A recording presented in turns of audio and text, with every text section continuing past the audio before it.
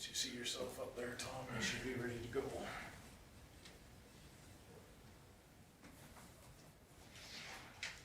Well, it's 7 o'clock, so we'll call the meeting to order. Everybody's got an agenda in front of you. Any additions? If not, somebody wish to move the agenda as presented? Barbara? Any discussion on Barbara's motion? Hearing none, I'll call the question. Those in favor? It's carried unanimously. Okay, minutes of the previous meeting of March the 14th. Any errors, omissions, questions? Hearing none, so we should move it. Judy? Okay, any discussion on Judy's motion? Hearing none, I'll call the question. Those in favor? It's carried unanimously again. Okay, so we have a presentation from STARS. Glenda is supposed to be on from STARS. Karen, you haven't received a message from her? I have not. Okay. I thought you said she accepted. She did, but she obviously has to come in and, There's only one participant right now. Huh? yeah, and that's me. What can you get in? What's that? Like, sometimes you have to let people in. Yeah, and usually I can do that from right here. But they usually show up.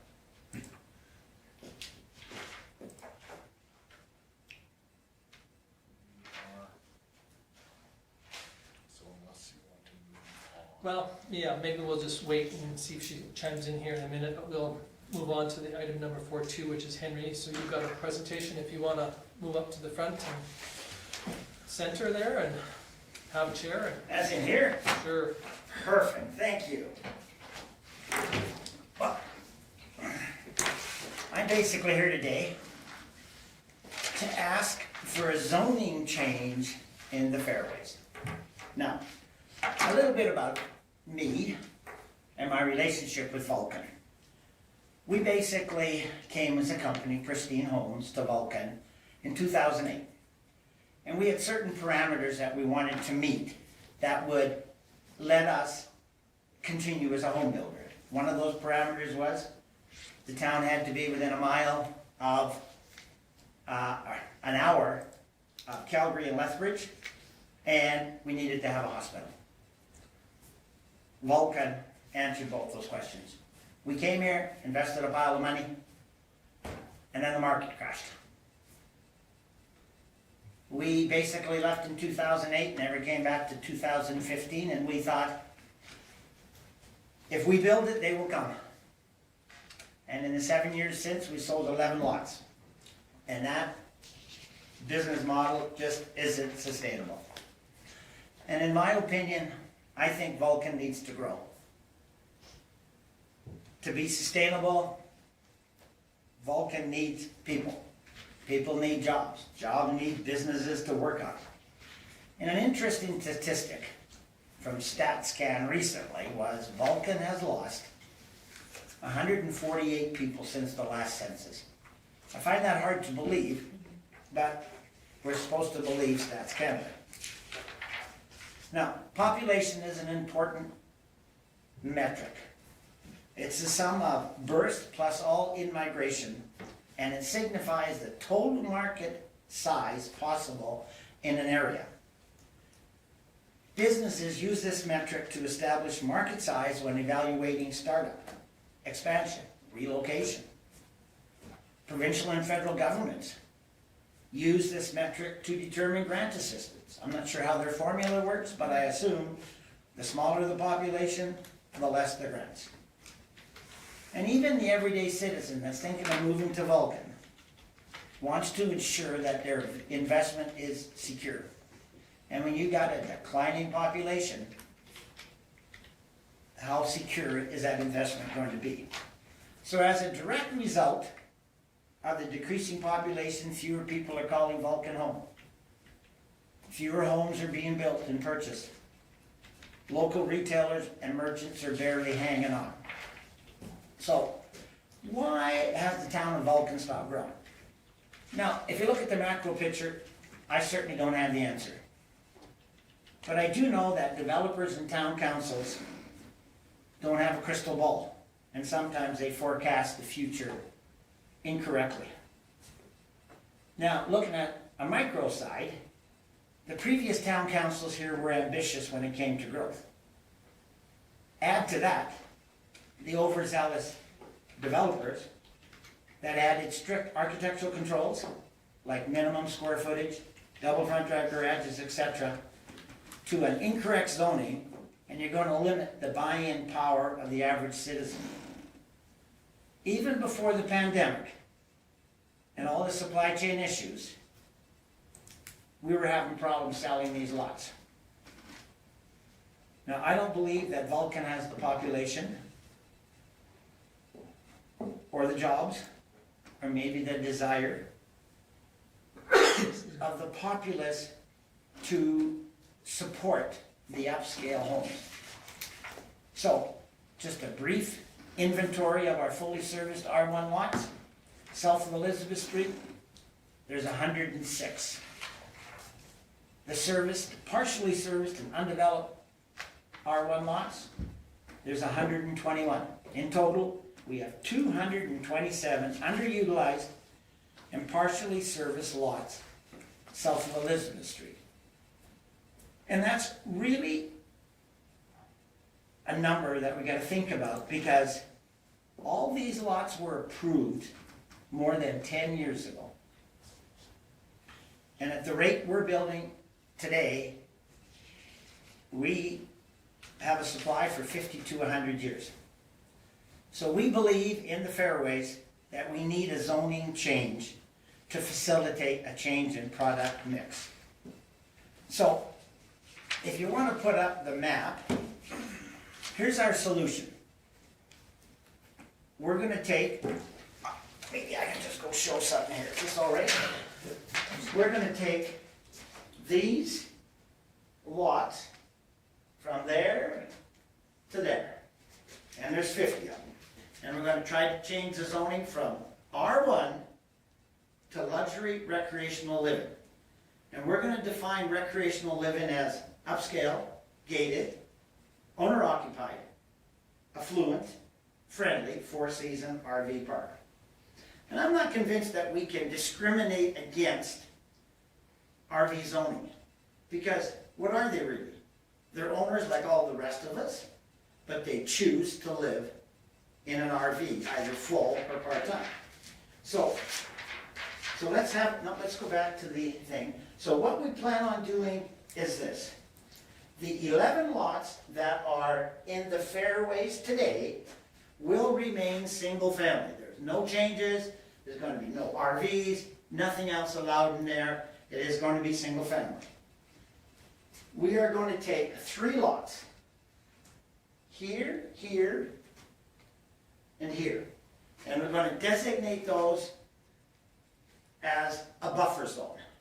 My guess is they're going to be an MR, am I right? Municipal reserve. So, and on those MR lots, we plan on, am I in the way of that thing? What's that? Everybody's getting a close-up of it. Yeah, it's okay, so matter. It's Okay, fine. so we're gonna take these 3 MR lots and landscape them, some picnic tables, park bench, maybe a gazebo, and a pathway that runs through it. And then we're gonna take the remainder of the lots and create a 4-season upscale recreational park. And it's gonna be gated.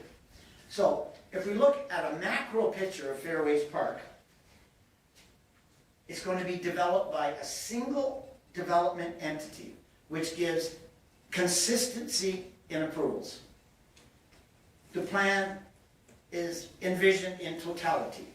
Like, we're thinking community clubhouse, we're thinking a pathway system, we're thinking parks, we're thinking open spaces for recreation.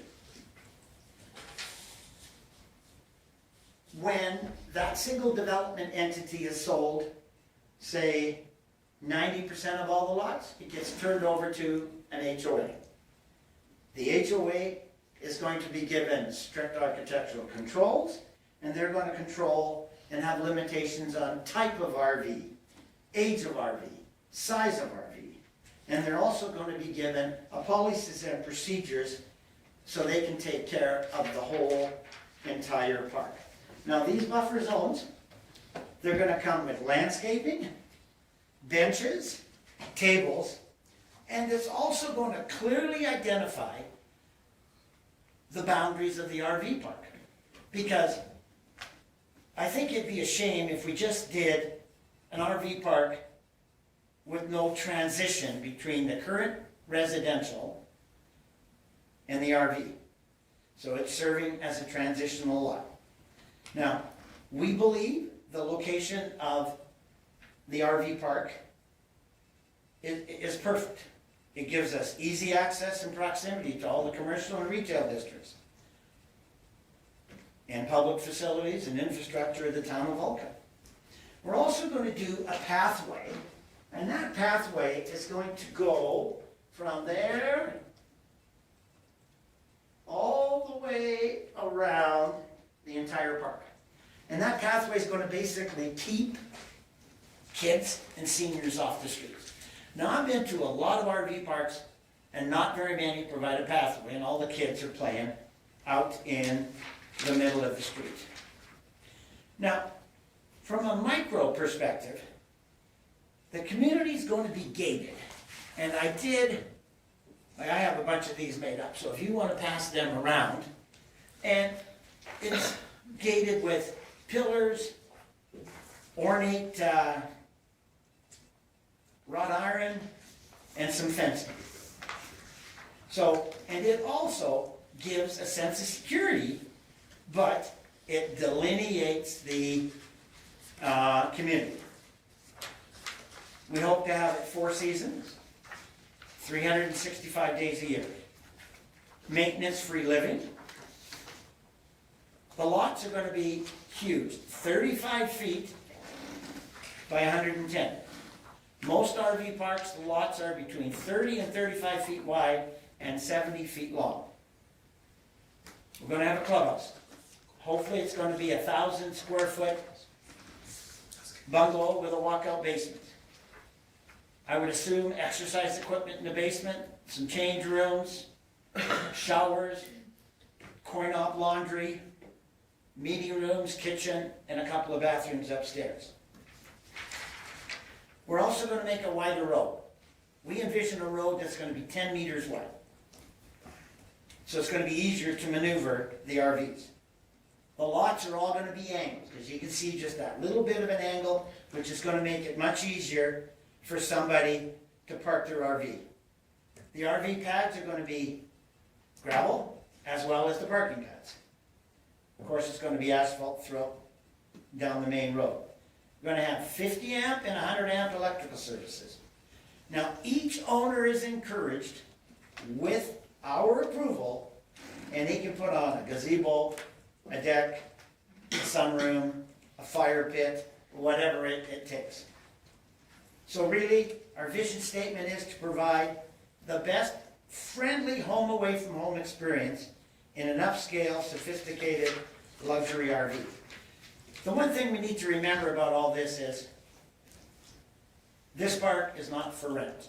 It is for owners only.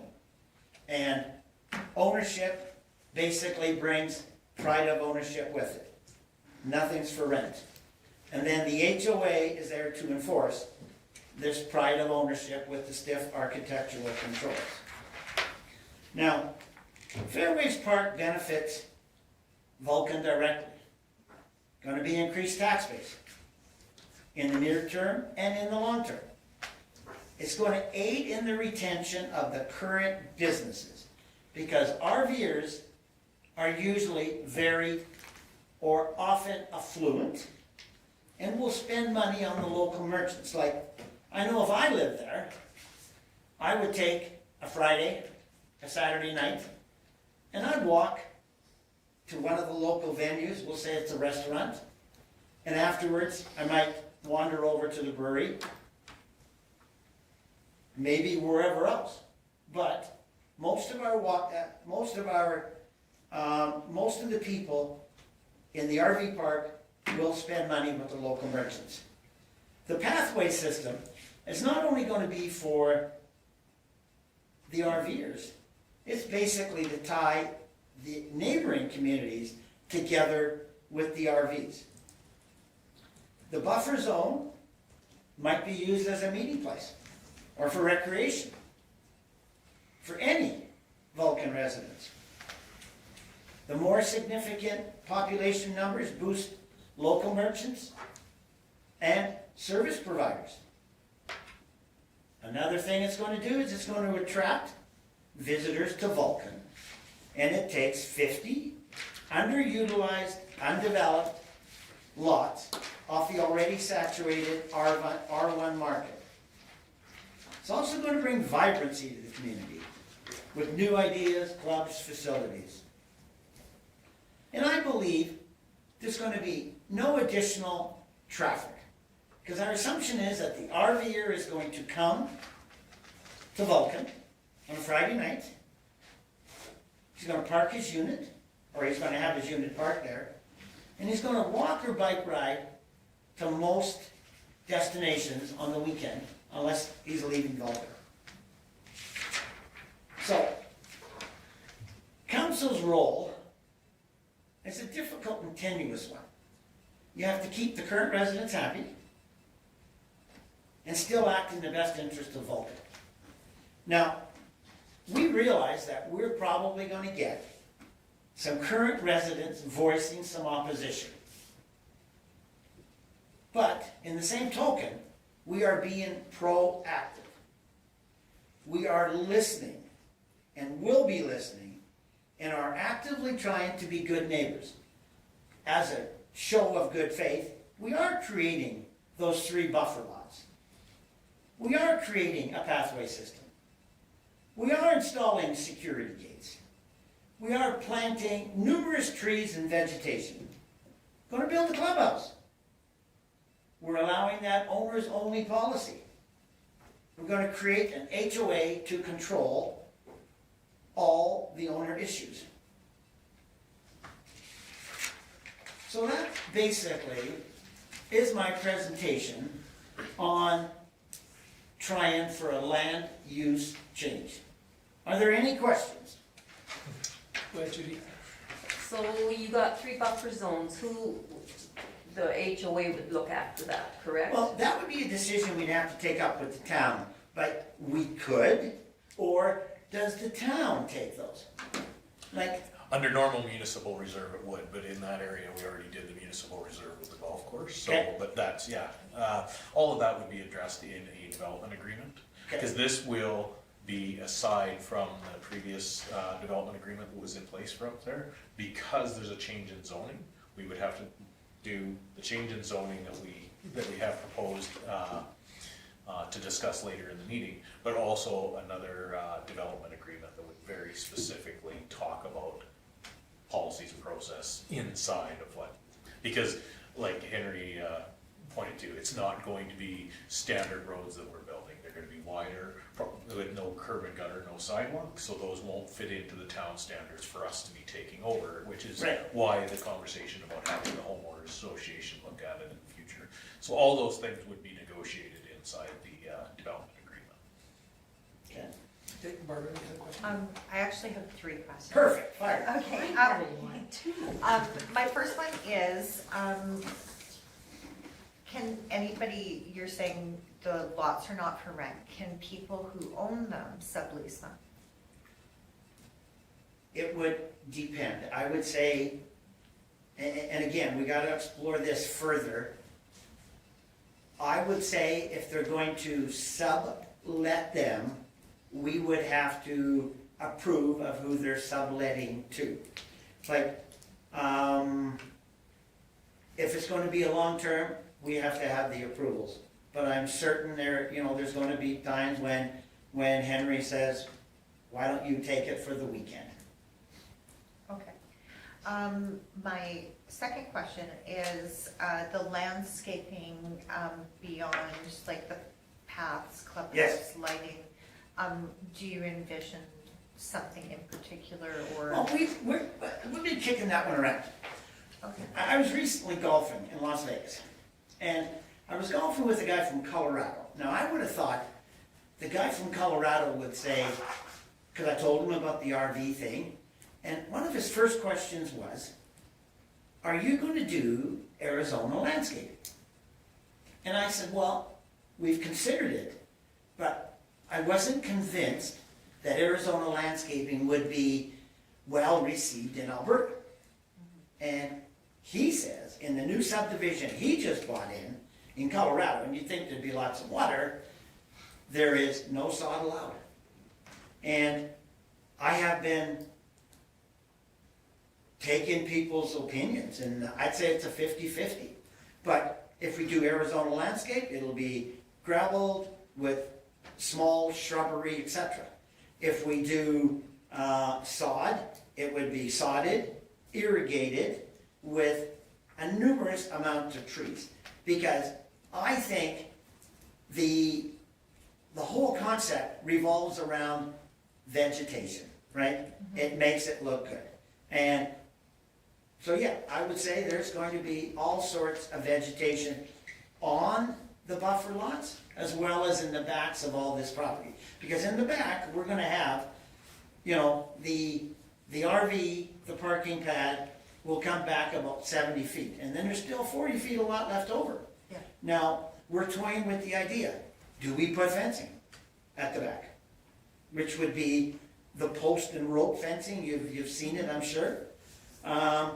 And I don't know, that's still up. Again, it's going to have to come up in the in that development agreement. Okay, and my last question is, can they put anything besides a movable, like RV, Yep. such as a mobile home? No, they cannot put a mobile home, but they could put a park model. And park models Yep. are, they're up to about 532 square feet. Yeah, okay. Thank you. I've got two questions problem. for you, Henry. Perfect, thank you. First, just wanna say I love your ambition. I'm really happy to have someone in here that's this ambitious about the town. I just wanna know what makes you continue to want to invest in Vulcan with how the past has gone since 2008. That's a good question. But if you have the amount of money that I have invested here, I really can't afford to walk away from it, right? And something else, and I alluded to this before, we have an administration now that is cooperative with their developers. And that's huge, right? Because there's no longer any animosity. It's, yeah, what can we do to help you? And that's what we want. And the second one, I don't know if I, like, stop me if I'm wrong, but how much are you planning to invest if the rezoning goes through? Probably, I'll tell you what, it's gonna be in the area between 2.5 and 3 million bucks. That's our estimates today. Okay, and if rezoning is approved, what is your timeline between now and selling the first lot? Well, I would say, I guess that's partially up to Ken. I'd like to get on it sooner than later. But I'm not sure how long the approval process takes. 2 months. So my guess is we would start moving dirt in 2 months. Okay, thanks. No problem, thank Go you. ahead, Richard. Henry, your building commitment, like if we go ahead with this, on 50 lots, are you gonna do 50 lots right away, or are you No, gonna do 10? no, what or- I'm doing is, I'm taking those 50 Yeah, 50-foot wide lots. yeah, And I am going to change, and I'm going to create 69 RV lots yeah, out of those 50. yeah, We're gonna do, phase 1 will be, basically this stretch from here to right here. okay, This will be phase 1. yeah, And then, once we get something happening here, then we move on to phase 2. okay. And so on phase 2, you're gonna finish it, or what, how many phases, 3? 2, Just 2 there's phases? only 2 phases. Okay, And then, we plan on putting our clubhouse right here, yeah. and, yeah. Sorry, I guess one more question for Kim. No, Judy was that, had a question first. Cole had his Oh, hand. sorry. Go ahead. Just so I get this correct, you would expect the town to pay for the cost of the rezoning, I assume, right? I didn't know how much the rezoning cost, you tell me. I have no idea, Kim and I never went over that. Yeah, no, and honestly, it's inside the administration budget. So when we do rezoning, there is cost, there's an application fee to ORSC, but we do all of that through ORSC, and it really comes back through a bylaw amendment here. So, Off the hook.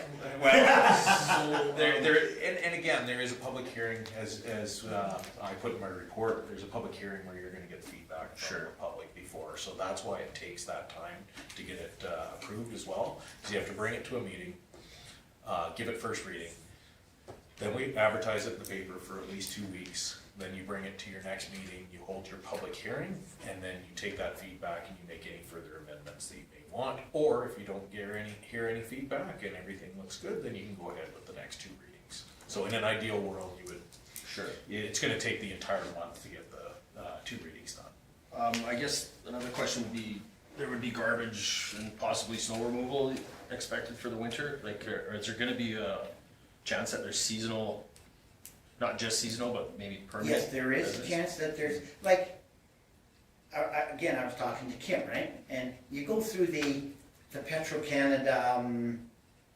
Campground. RV park there, Yep. right? And there are guys that live there all winter, Yeah, right? I would assume that it is likely, if they met the parameters in the park, because you gotta have, it's gotta be, the unit's gotta be no less than 10 years old. And it's gotta look good, right? So I would imagine some of those guys may stay in the winter, but again, it's gonna come down to if we get the 4-season part. Because I'm thinking it's easy enough to get the 3-season, Kim, but not the 4, is that correct? Depending on how we bring that zoning back, but we're, based on what your feedback, we're gonna try for that 4 to make sure that we can accommodate exactly what you wanna do, so. But yes, when it comes to, I haven't even delved into the garbage pickup, right? Yeah. Again, I thought I would just, work with administration to see how it all works. I guess I'm just trying to figure out what costs could be expected from the town, for road construction, even the pathway. Is there any? The pathways, I am bearing that cost. Okay, I am bearing the cost of everything, okay. unless Kim and I can make a deal with them. That's up to these groups, that would be in the development agreement as well. But again, Okay, Judy has another question. Okay, I'm assuming, it's kind of hard to tell, but I'm assuming that's on poles 12 and 13? Is that what it backs up to, 12 and 13? Yeah, so. That's 12? Yeah, this is 12 here, so this is 11 here, 12 here, this is 13 here. 13. So, the cart pass, it'll be open to the Gulf. Is that Gulf? well, yeah, Is in that- theory, because we're putting it on the utility right-of-way between the golf course and our park. My only concern with pathways right there, like you say, would give a Right. place for kids to ride their bikes and that. I do have concerns with stray balls going, especially on 13. I don't know, 12 I don't think would be as big an issue. 12 could be an issue at the tee-off box, Yeah. but again, on the other side of that, we have a public walking path that runs directly along 3/4 of the golf course already. So, Well, there's trees there though, and that's something that, so you'll have trees between the path and the golf course? There That- will be, that not a just- row of trees, but there will be trees. Some trees, okay. And the width of the lots, because I don't know my metric system, 35 feet. 35 feet, thank you.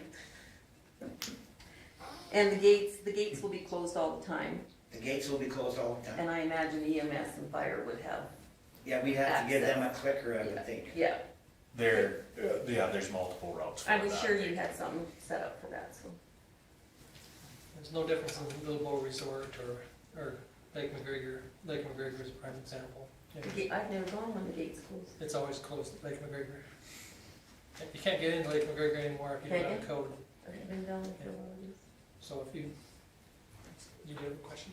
Well, that's, when you're talking about the community can use the pass system, But if it's a gated community, how does a community get into? Okay, very simple. So let's go to this one up here, right? Our fence is gonna, I mean, our gate will be right across here, which would leave the MR accessible, because it's gonna come up and like that, right? So the whole community can get onto that pathway there and this pathway here. Now, I think, and again, I'm not sure if I was talking to you or not, we will probably do some sort of Turnaround in. parking turnaround here. We just haven't designed it yet. Okay. And then with your age restriction for RVs, so to move in, they gotta be newer than 10 years of age. That is correct. There's not much wear and tear when they're there. Correct. So, but if someone took it out and it's 10 or 12 years of age, they would be able to bring it back in. I didn't quite, so if somebody bought a lot, See, they put their 10-year-old unit on, they took off for 2 years, and they brought it back. Is that what you're saying? Yeah, like because I'm gonna equate it to McGregor Lake. Like Yeah. they had an age restriction where, no, you don't bring in anything new, older than 10 years of age. Okay, So they brought it in, and then when it's sitting there, there's not a lot of wear and tear. Right. It's just sitting there. But, yeah, after a couple of years, I decided to take it down to Arizona. yeah. It's travel, blah, blah, blah. And then I bring it back in, but now it's 12 or 15 years old. Does that mean I need to buy a new RV to put on? That's Good question.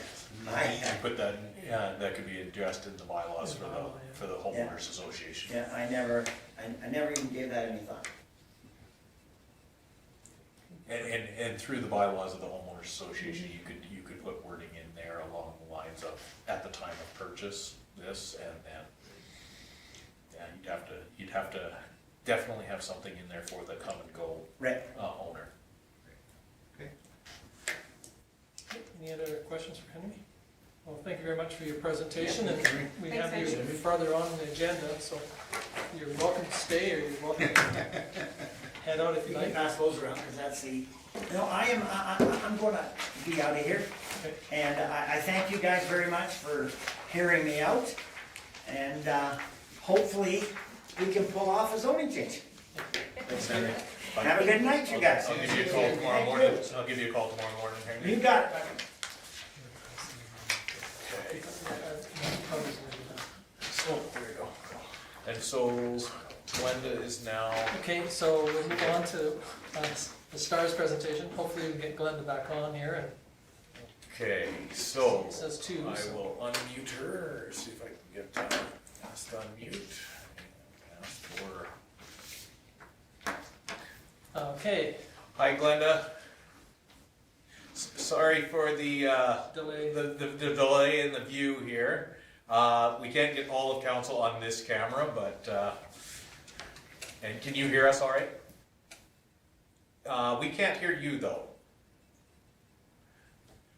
I can't hear you, sorry, Glenda, let me just, one second. How's that?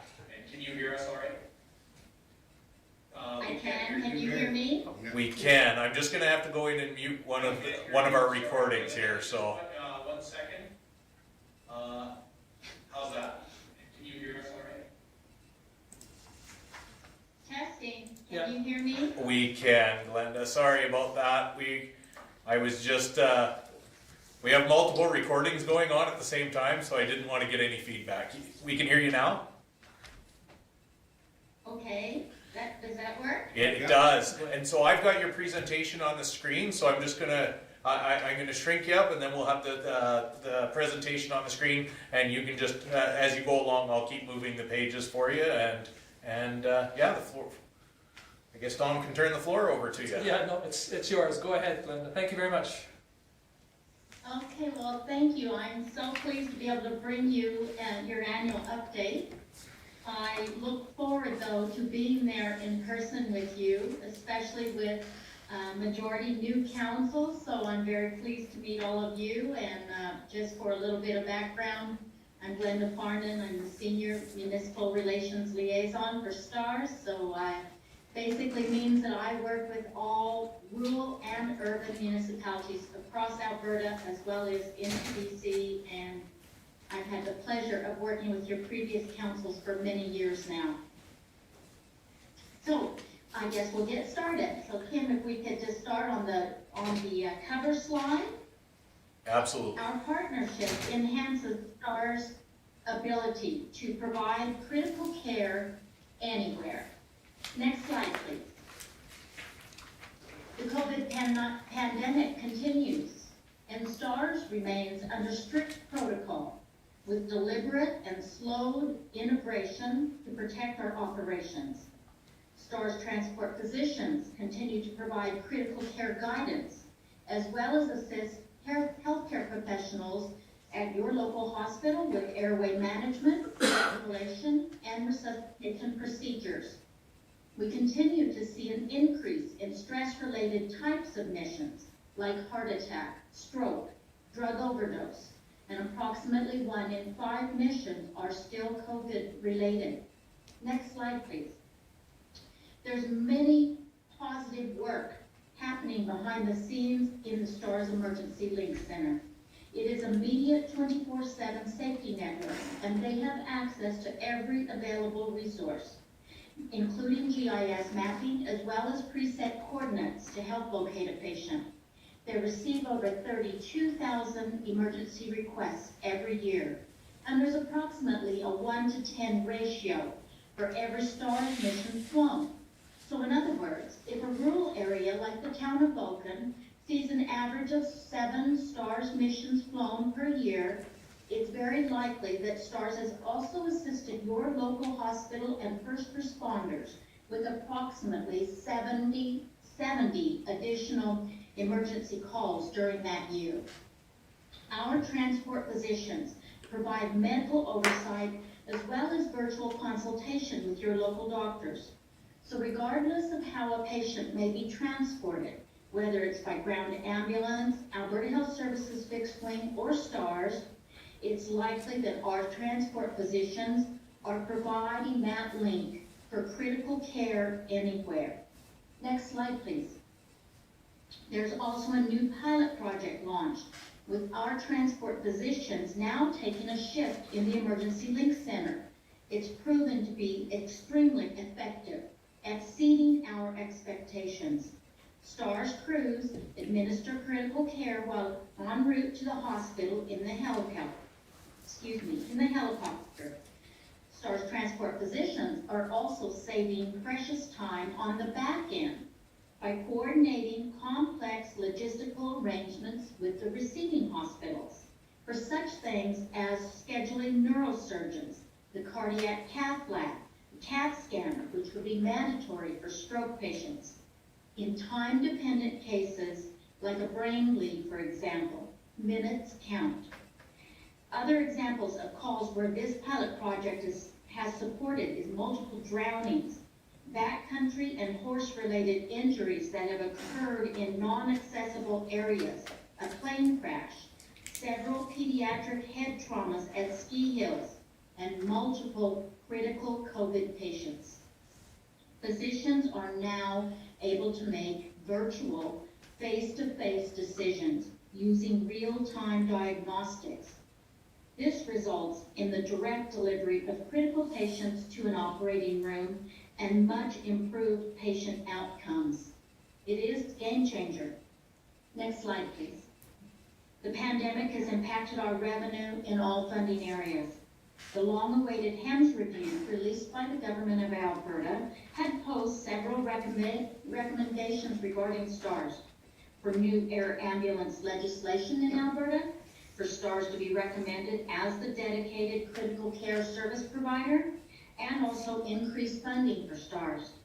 But these have remained only recommendations, as the government indicated they will continue with consultations before making any final decisions. So in the meantime, they did extend the 20% funding for STARS this year, but just very recently announced, Alberta Health Service has said that they will increase support of STARS to 50% funding. Not confirmed as to when this will happen.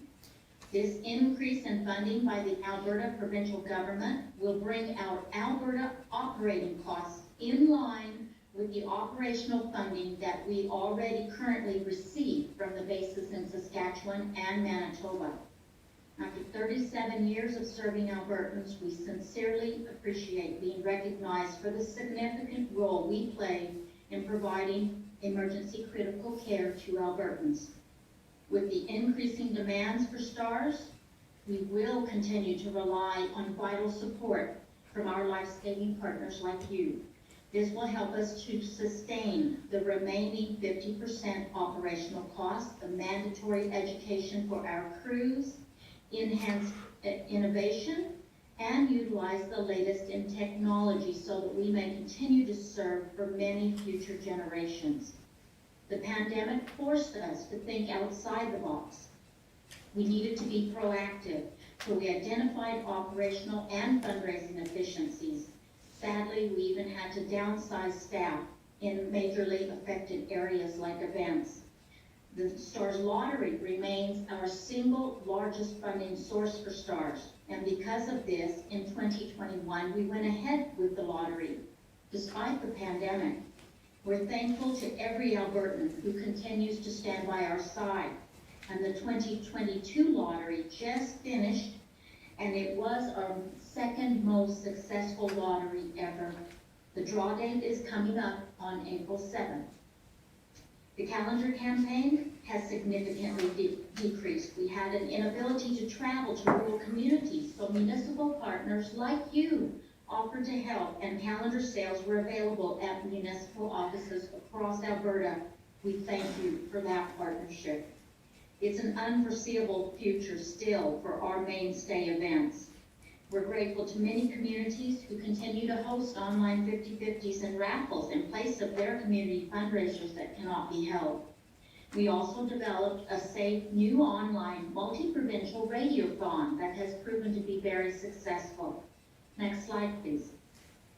Let's have a look at a 5-year mission overview for the town of Vulcan as well as Vulcan County.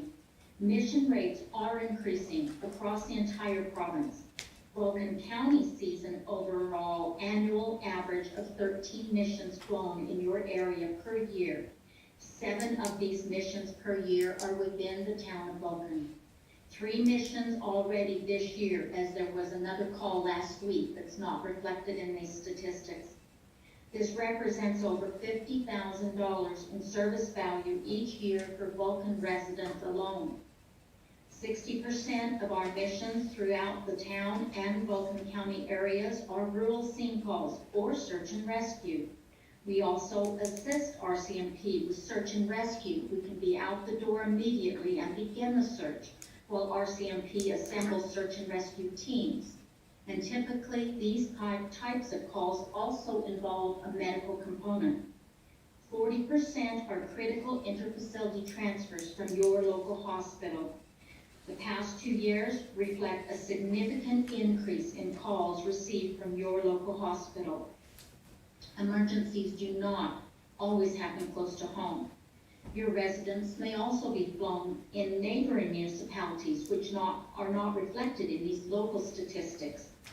It's a testament to the value of our partnership. Town of Vulcan residents have access to STARS in their daily travels or traveling across Western Canada.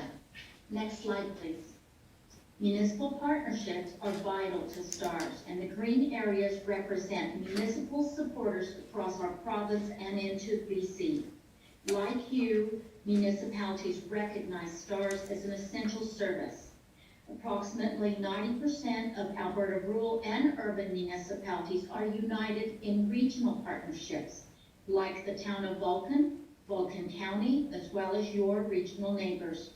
Majority commitments are pledged on a minimum $2 per capita, all the way up to $90 per capita, and some have chosen to move to a fixed rate of support to provide further sustainability and less fluctuation. We thank you for your continued support. You help us generate over $2 million per year in sustainable funding. And the 7 municipalities in the red boxes have received logo recognition for long-term support of STARS. Next slide, please.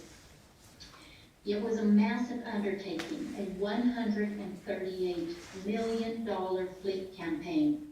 It seemed almost impossible, and of course not knowing at the time that we were also going to be amid a global pandemic. The previous aging fleet, we have faced dire challenges. Parts were no longer being manufactured or available. It was coupled by extended wait times for delivery, especially during the pandemic. It forced our hand to tackle fleet replacement. Emergency critical care service like STARS cannot function in this type of environment. Federal, provincial, and municipal governments embraced our vision of a new fleet. We're humbled at the immense generosity from individuals, corporate, and municipal donors. And with very recent gifts just received, we are now finalizing the initial fundraising goal for 9 H145 helicopters. What you may not know is with the increasing mission volumes that we've seen in the past 2 years, last year we decided to also purchase a 10th helicopter and take advantage of pricing offered in the initial contract with Airbus. So now we anticipate that the sale of the retiring fleet could possibly generate as much as $15 million.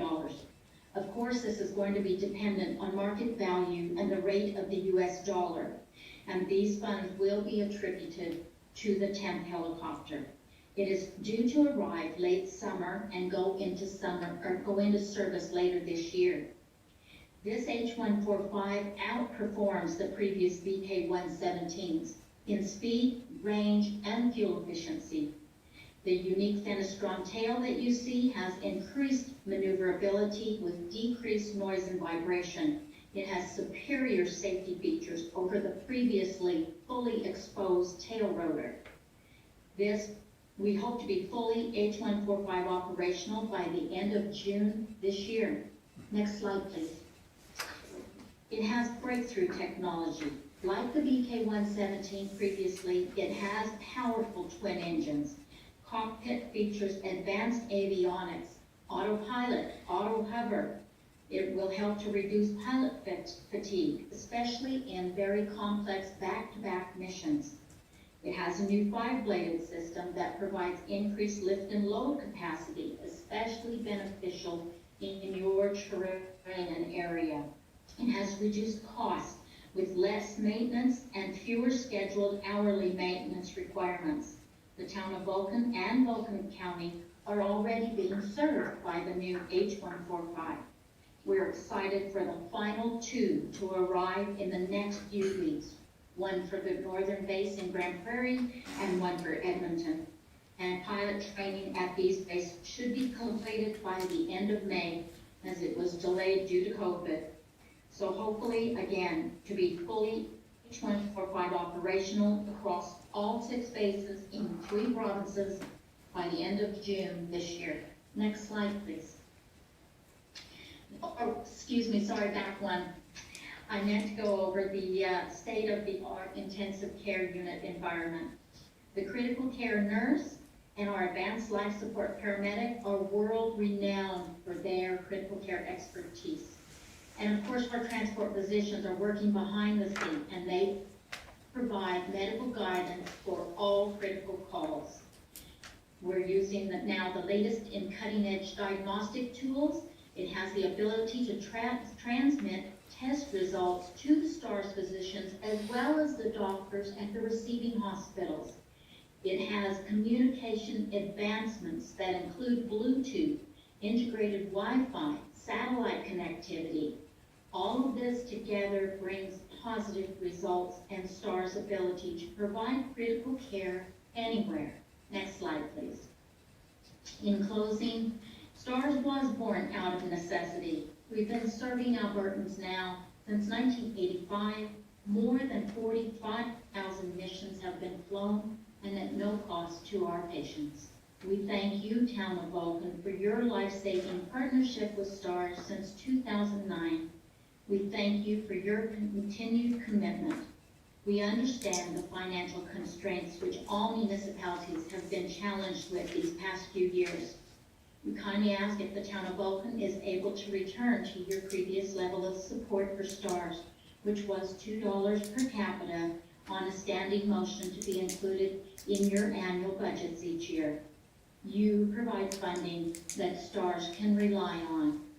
A life is saved every day, and partnerships are what make this possible.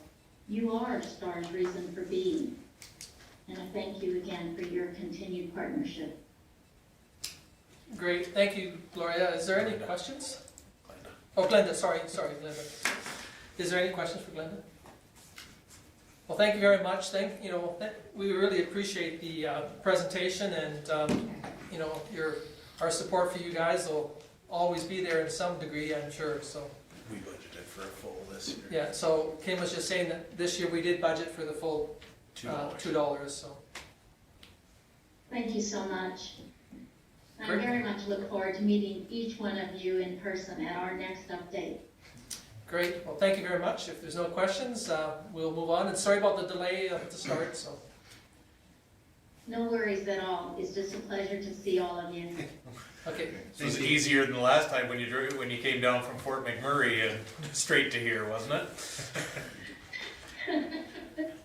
I do get around. Hey, thank you, Glenda. I'll end the meeting now, and thank you again.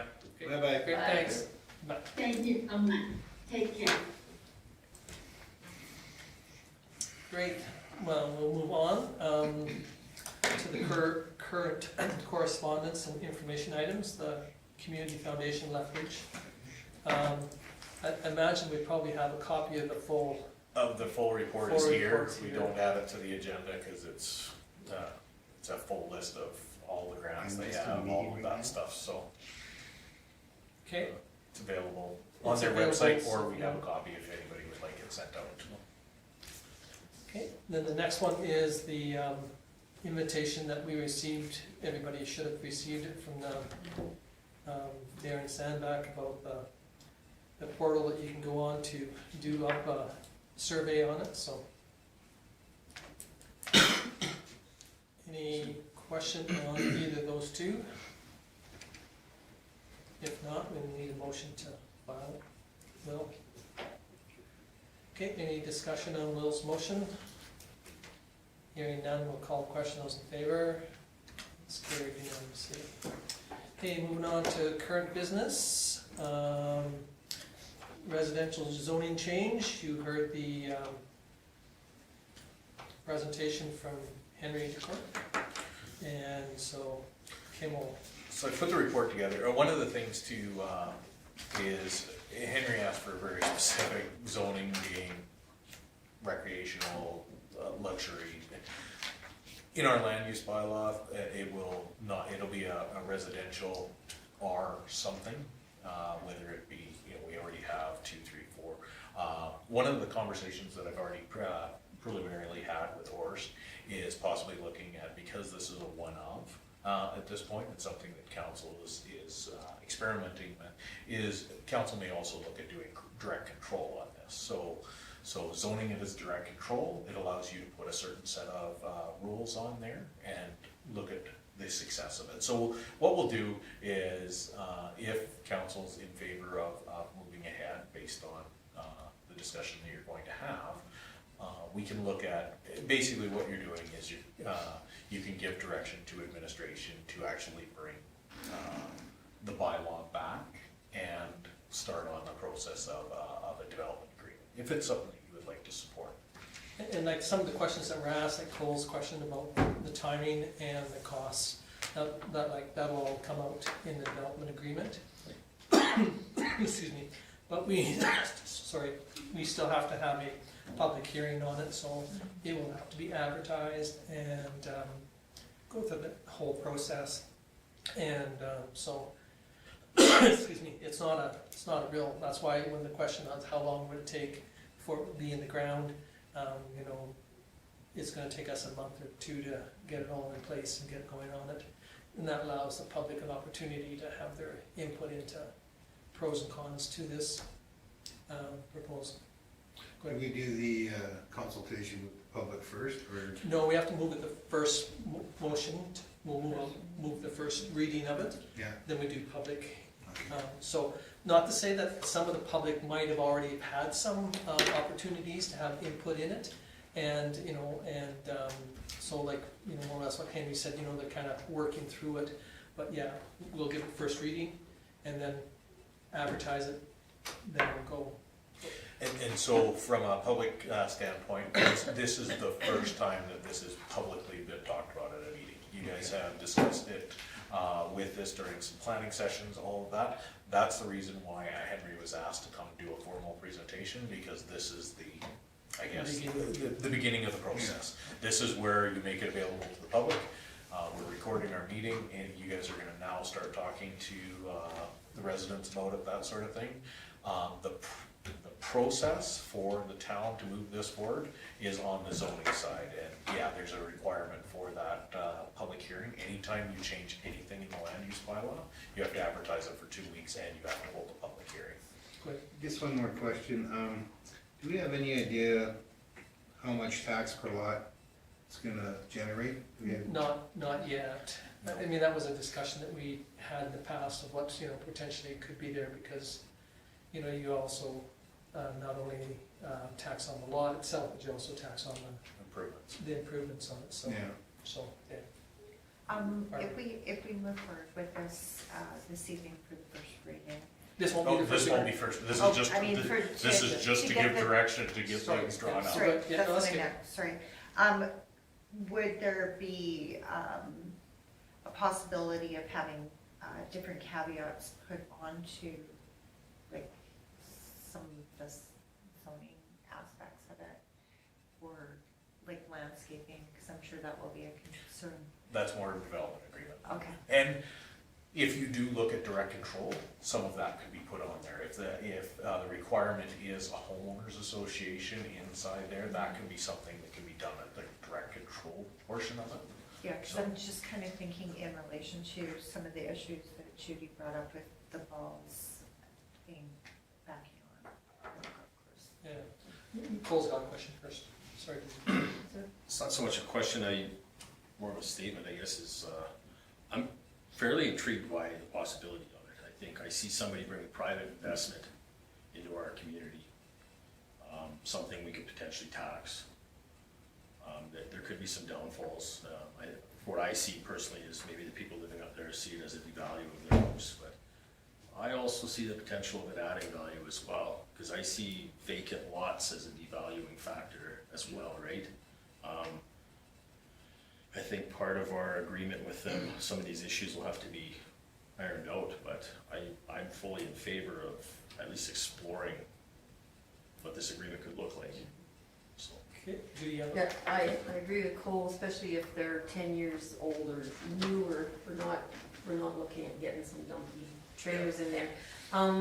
I guess the question I would have is that, do we know, is that cart path, does that bump right up to the golf course? wait, Because if it does, Yes. their expectation will be that if we're putting trees, that would be the golf course's responsibility, and I don't think that's fair to throw that on. no, I don't think the golf course, I mean, Does it bump right up to the golf? Yeah, the back of the property, the municipal reserve, and the question, does it, the golf course, municipal reserve that's around there, for the utility right of way, is the town's for a utility Right. right of way, but the golf course uses it. Right. No, So, but I just, like, for example, we're putting trees up for Darren Stokes, right?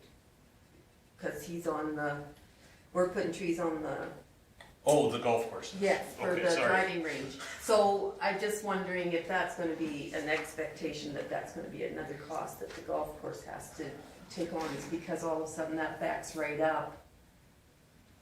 Because he said he's gonna put trees, but then is it gonna kind of turn around and that'll be something that you have to get somebody else to do? That's, Who Just takes putting care that of out that there. now?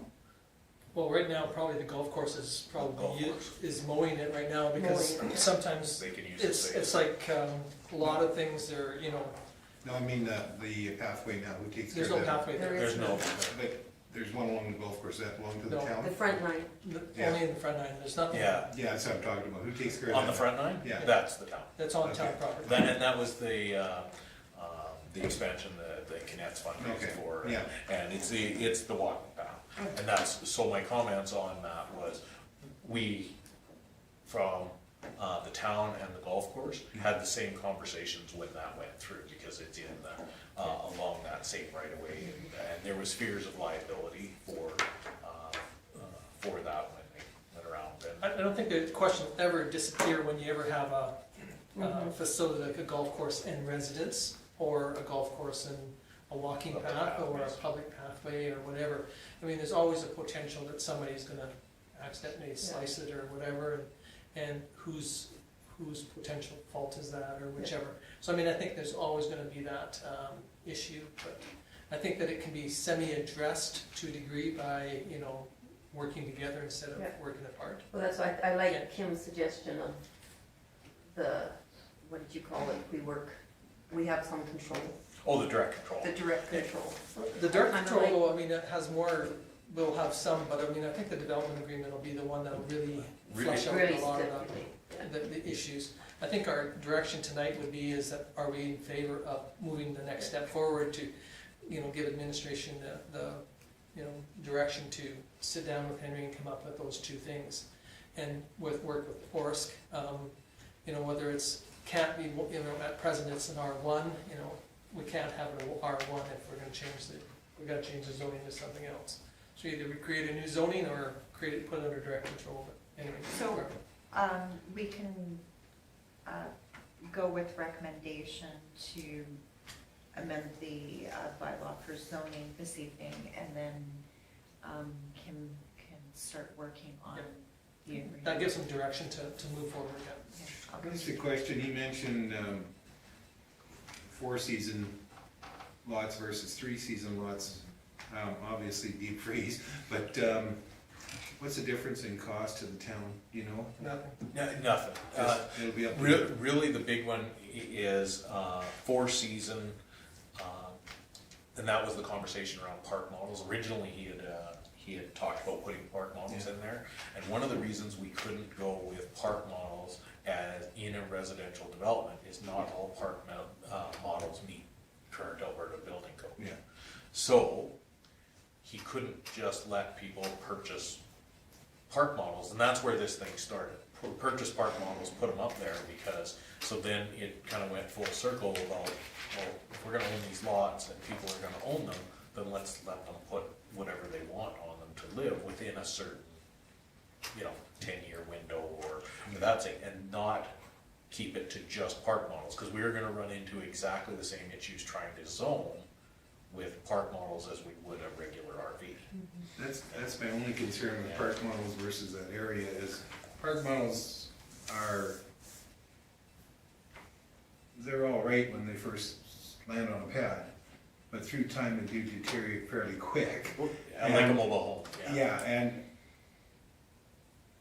I mean, if we go ahead with this, we're gonna have to make sure that there's some definite bylaws in place that this has to be really kept up, because you've got people that's put out substantial money just down the road, and we have to protect their interests as well, so that's my concern, because I've looked up a few of those parks, and they're all right for an RV park, but this really isn't an RV, this is a residential area, we have to consider that.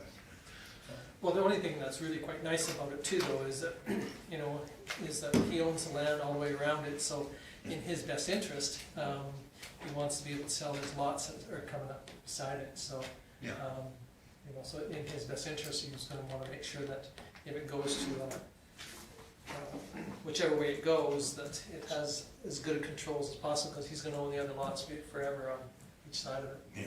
That was one of the large conversations that we had internally with Henry when I've been talking about this, is one of the reasons why he's going with the homeowners association route, is that homeowners association, as we've dealt with in the past, say Whispering Creek and that area, they're, as a homeowners association, stay on top of themselves to not allow things There's to. one difference in that, with this.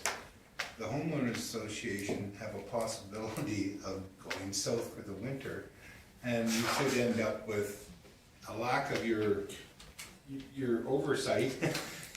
It could be in Arizona when something's happening, see, that's, you know, that's a difference right there. And again, with the direct control, we'll still do, the permitting on, for any development, if there is any. Okay, Lon, comment or question?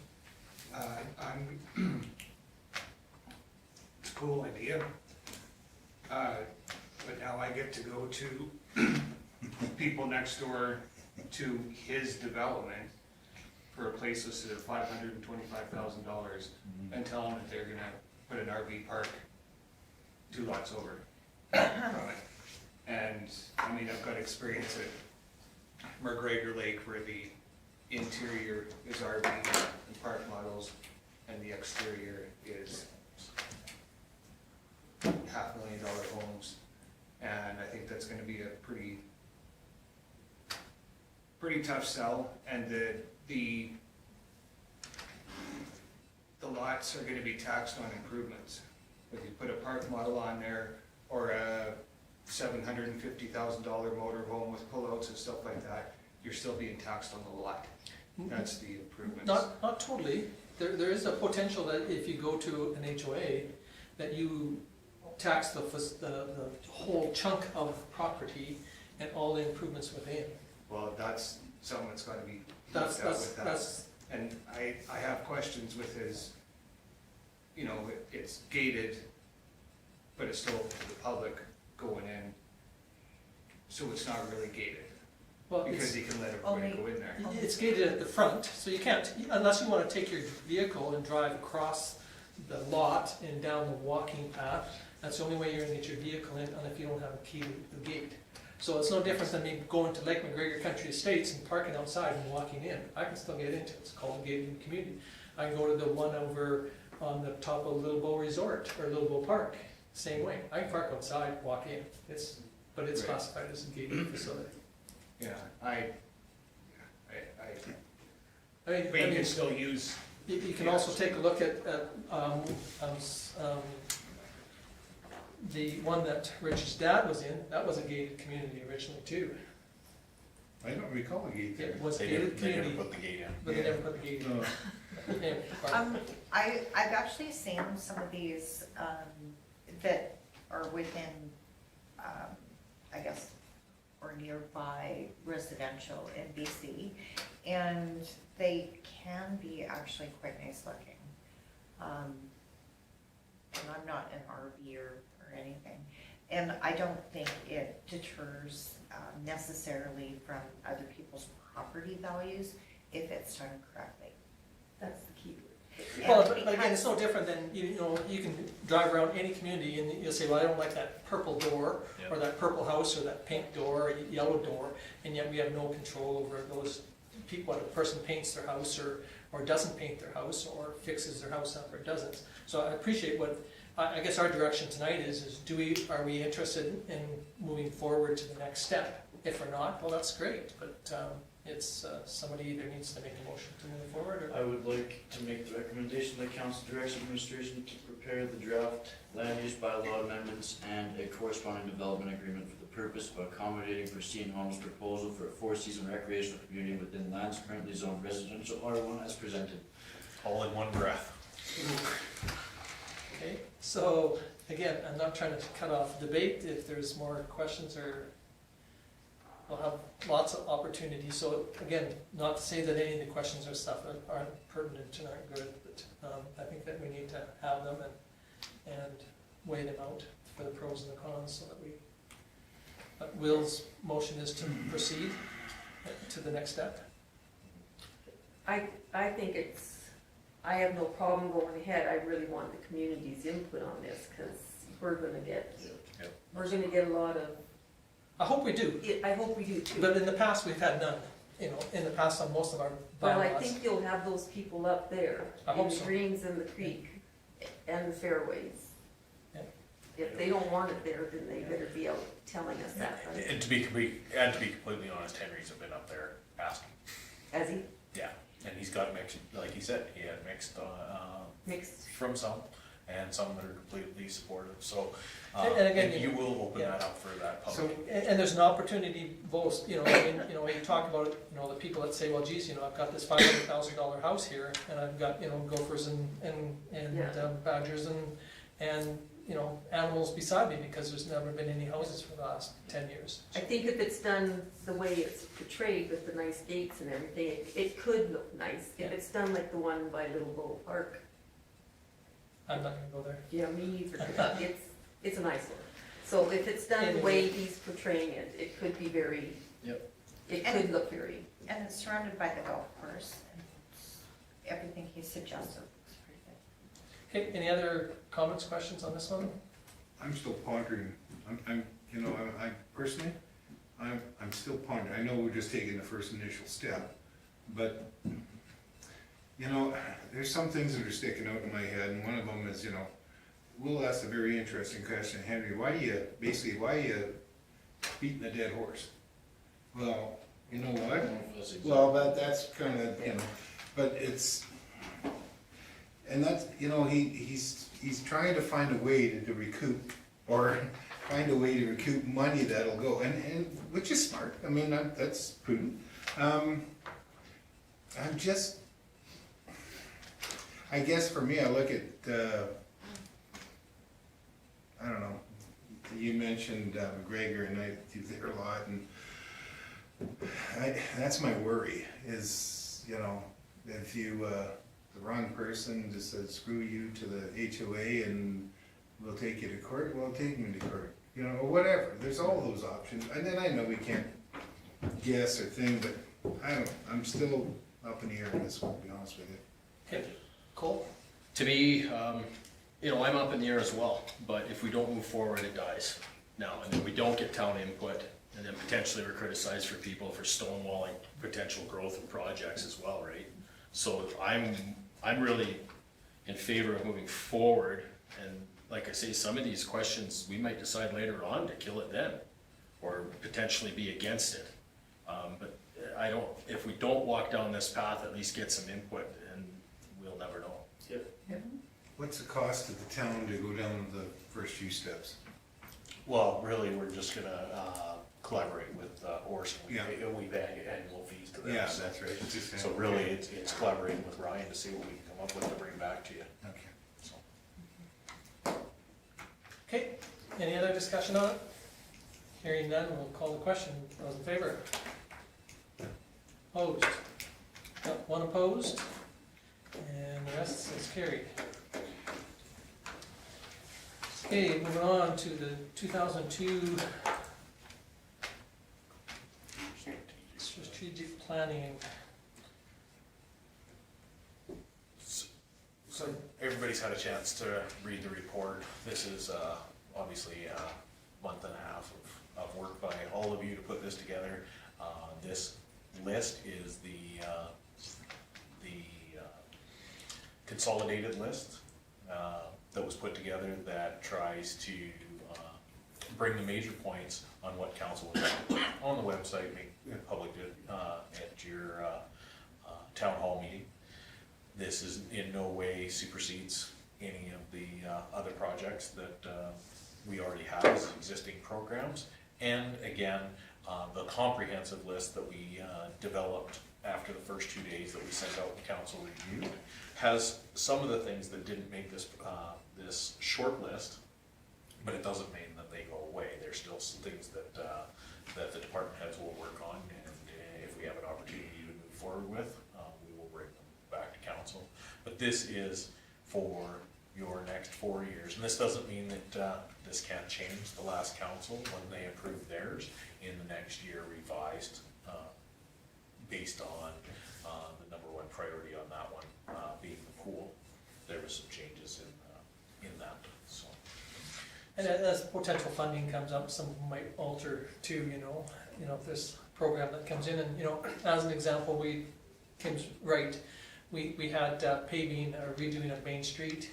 It was quite low on our list, but we had it in the slot, we had some stuff done to it, so, you know, when the funding came about, you know, council hopped on it right away and moved it from where it was at in the list higher to get it done.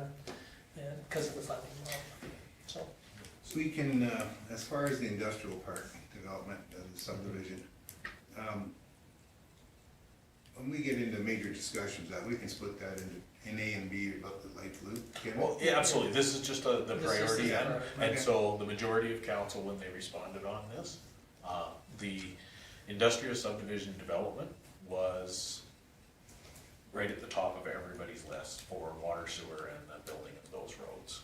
So, and there was obviously, discussions on Yeah. phasing, that sort of thing. Yeah, So, Okay, so this will be, like Kim said, this will be something that we publish and use, and we can alter it, but it'll be something that we use as a document, so. and So Kim did draft a motion here, if somebody is interested in entertaining it, if not, they can create your own. I'll, make that motion. Okay, thank you, Lyle. Any discussion on Lyle's motion? Hearing none, I'll call the question, those in favor? It is carried unanimously. Okay, moving on to the Vulcan and District Ag Society's proposal. I've had a chance for you all to go through this. Things kind of happened a little bit quickly last week. We did have a meeting. It was very positive. We went through the agreement, and the Ag Society took that agreement back and reviewed it with their executive.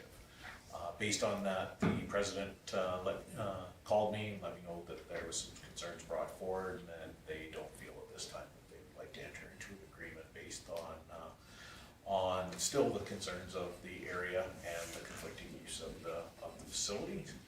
So, from an administration standpoint, obviously we still have our ad hoc committee in place. I let them know that we're probably not going anywhere with the agreement based on the conversation with the Ag Society president at this point.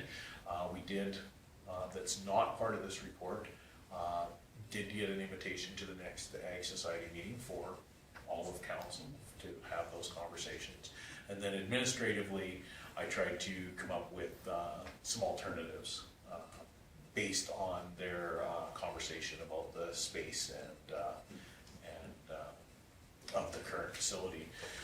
What I did is I was able to review every piece of property that the town has available, which isn't very many that are suitable. We had 2 spaces within town that are large enough to accommodate, one being the industrial subdivision, other being the Prairie Vista Estates. Both have area structure plans in there, one for industrial, one for residential, and the town's holding those because of their capacity of being able to gain taxes from them. So they don't really become good viable properties for a recreation development. So that took us to properties that we own outside of the town, and for those of you that don't know, we own a piece of property just to the southwest of town that is just a little, I believe it's 4 acre. Yeah, 5 acres. 4 or 5 acre chunk that where the water line goes through, and it's identified with the county as an old dump site, but I don't think anything was ever really. No, it was. Was it in there?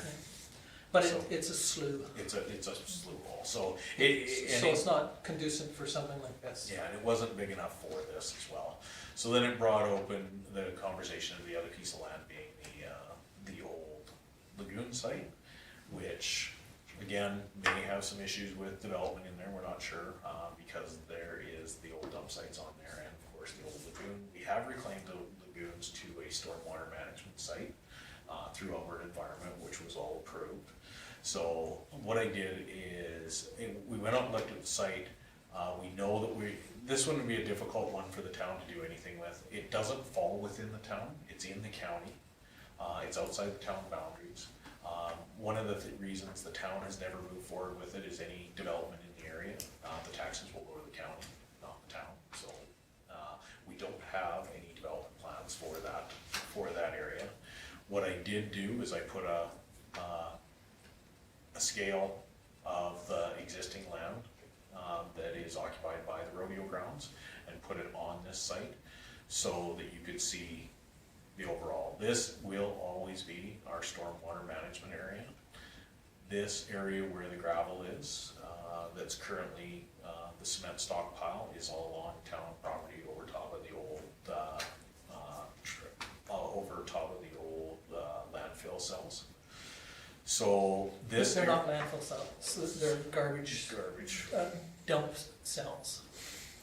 There's a difference, Yes. there is, and the wording has to be used properly. Properly, yes, so Where that cement is, that is town property? that Yes, it is is. town property. But where the rodeo grounds is It's county, town where's the property, land, where does, do we own, is Petro It's- Canada town? Yes, yeah, that is in the town, the boundaries are up and then down the highway and then down through here. So the yellow lines? No, No? this is, I had to take these from the county GIS, Okay.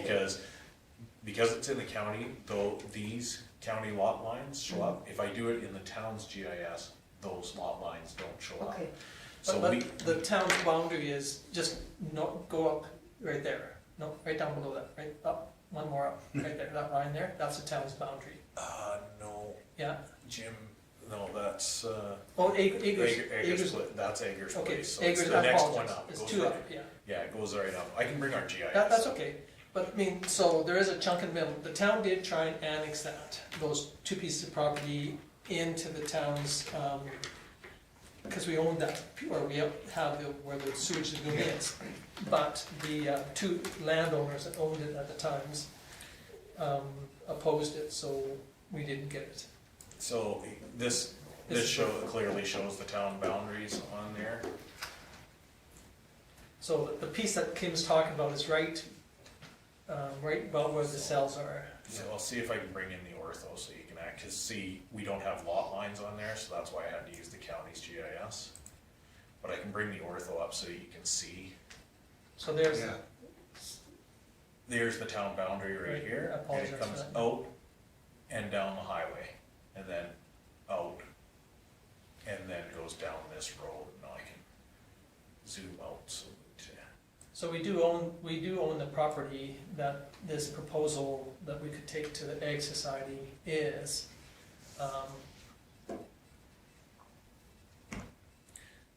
yeah, so when I reviewed it, and again, because, the president from the Ag Society, when he talked to me, was, he wanted to see what we could keep doing to try to, move things forward, those sort of things, based on not being able to use the current site. Then, and that kind of ties the hands from administration in, because we only have that site. Yeah. It's just that. If this is something that council would like to pursue, this is land that isn't gonna be developed in the future. The only thing that we have tied up on it right now is we have a lease agreement for these little pieces right here, and that's why I did this in this drawing, and they're to this property owner here for running horses. So that's why you always see horses on the front side of the property, but not the back. And this would make this area available for development for not only the Ag Society, but could be for, the car club and a whole bunch of them together, because there's that much room out there Yeah. now. Having said that, it's blank land, so the things that are available in the report is there's a water line at the bottom end that is the Vulcan East Water Co-op. The town sewer main runs through the top side of the property, and there's power into this property already for the old sewer. Yeah. And the three-phase goes down there to the transfer To the site. transfer site as well. Barb's got a question first. Yeah, the recommendation that you have here currently is strictly for the Vulcan District Ag Society. Right. For that use of land. So when it comes to, for instance, the car club and some of the things that have happened in history, historically, would it be possible to have a different conversation about that land use for them? Right. And, Because this recommendation is strictly just for Ag Society. yeah, and really, this is just to approach them, see if they're interested. Yeah. And it did come up at the AGM, this piece of property. It was brought up about, what about this chunk of property at the time? And The only major comment that was made is access to the site, because I'm pretty sure Alberta Transportation will not allow access off the highway. Which Just about means, positive, which so, means building a road up in this top So end, because they're gonna have to come off here. Come off of We it. cannot bring anybody off the 534. But that would be the Egg Society's. well, potentially, I mean, I'm not saying that we can't work with the Ag Society to accommodate this area. It's just that I'm positive that Alberta Transportation will say, Won't give us access. And it won't come off, we won't get it. We won't get it off. But that doesn't stall the project though. I mean, if the Ag Society is interested in this piece of property, and the other comment, you know, about the car club, I don't think the Ag Society has as much issue at the car club if they have two separate Facilities. facilities. Correct. So for the Ag Society and the car club, potentially on this site, they could get together and say, we'll have common What's the best use of the space? Yeah. road, you know, together, we'll have common parking together, we could have two separate arenas, we could share certain things together.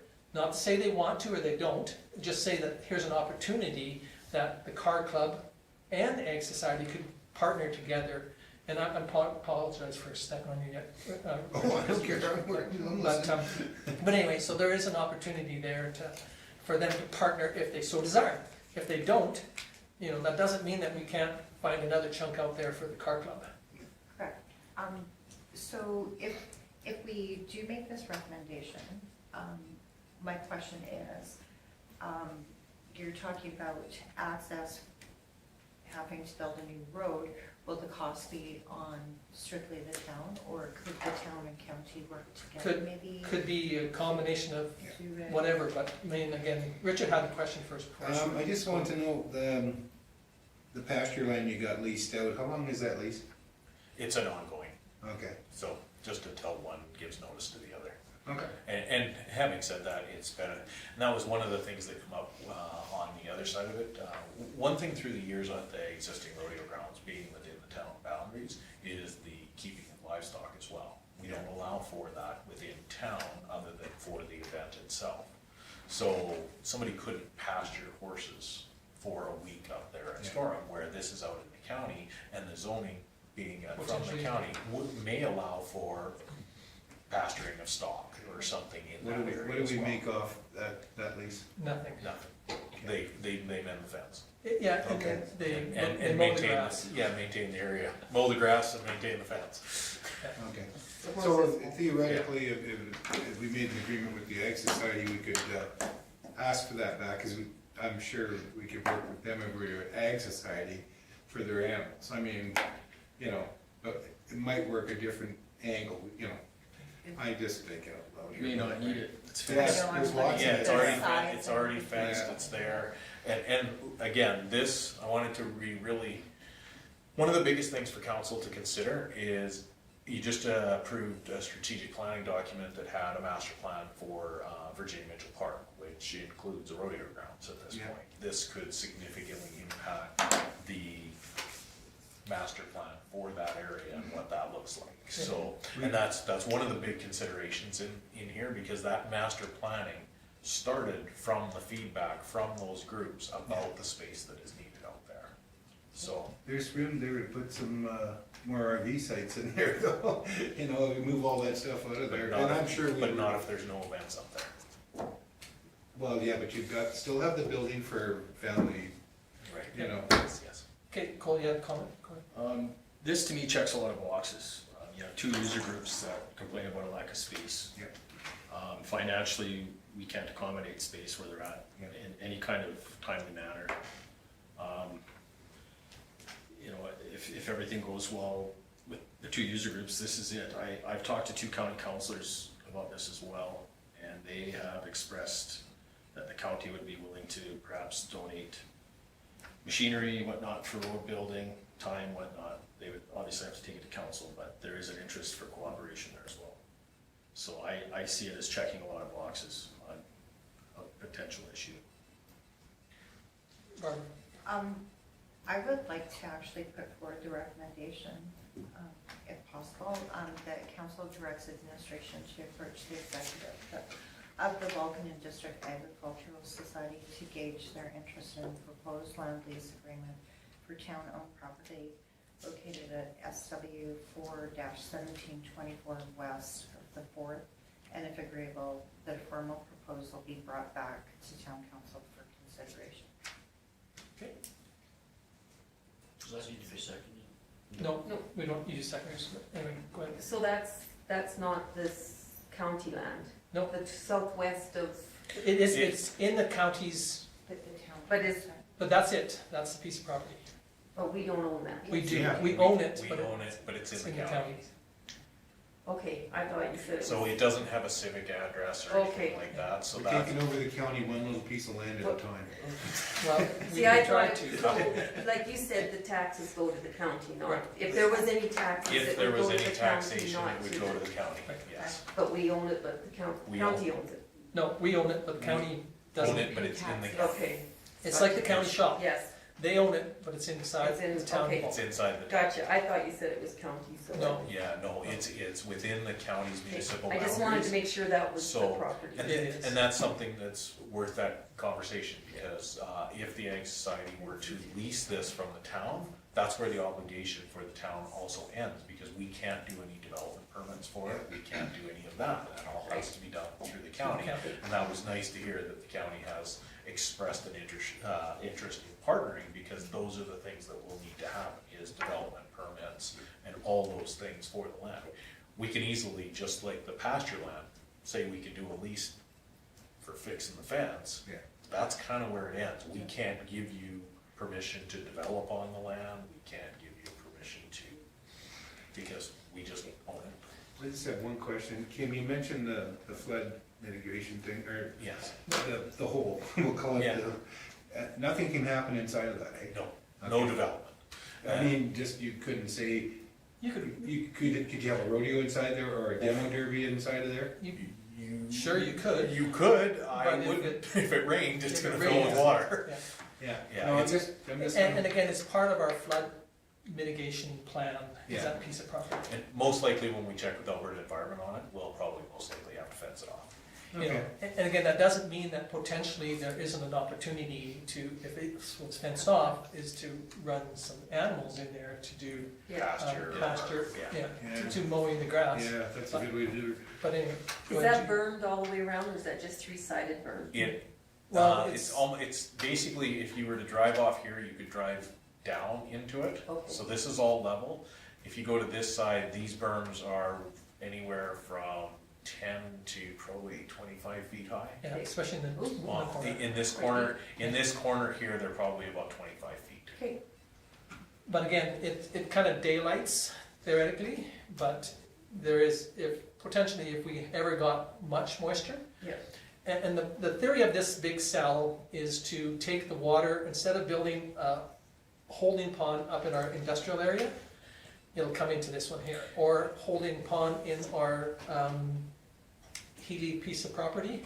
It will be, the majority will be held in this piece. And then it gets released at a flow that downstream landowners can handle. So right now, our drainage from all of the subdivisions here come down to here, and daylight come across and go out and around the outside. If Alberta Environment ever asks us to do any retention on there, we can just take this in from Bring it going through. around, and we can bring it right Very long. into here. We can actually hold it and then slow release it. You can actually, on the GIS, you can actually see the overland drainage from our stormwater management for the Petrochem. You can actually see where it comes across here and ends up in this system now. So the idea is when we expand and we start taking more of the stormwater drainage, that's the box culverts that went across Main Street, all of that, as those come across, that water comes across and goes down this way, and when it overflows, it comes across and through here. So this gives us the long-term, when we develop this is give us our long-term stormwater management for the better portion of the So we east would, side of Vulcan. we wouldn't want the Ag Society to build in that area, No. anticipating that, there's a potential flood issue. rains for 40 days and 40 nights. Correct. This will be full of water. This will be full. Build an ark. There is room for a road there between the north burn and that cement.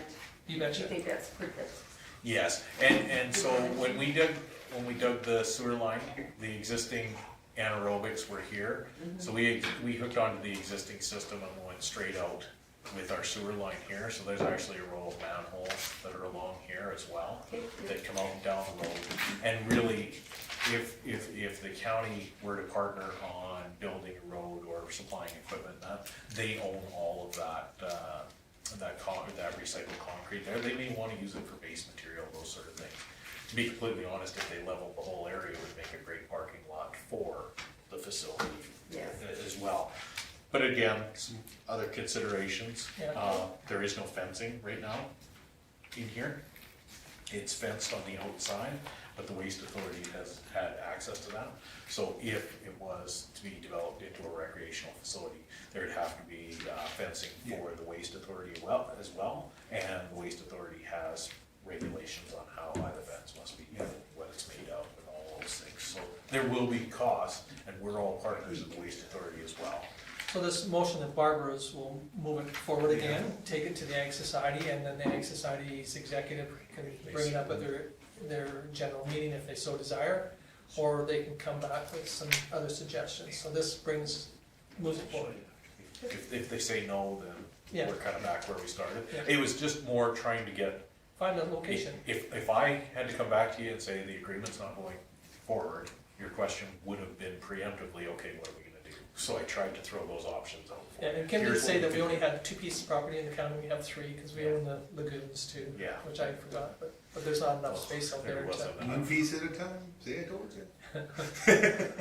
So anyway, any other discussion on Barbara's motion? Hearing none, we'll call the question, those in favor? And it's carried unanimously. Thank you, we'll move on to committee reports. So the first one is the food bank. Any questions on the food bank one? It's been brought back to council before, but. Okay, hearing none. Okay, we have 2 from the library board. One was on the 16th, and the other one is on the 16th, both February and March.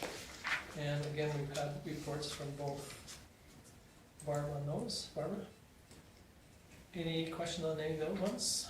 And then moving on to the golf course, we have 2, and Judy's kind of highlighted in the past, but those are the minutes. Any questions for Judy or on either one of those 2? Okay, if not, we will move on to the rec committee of March 3rd.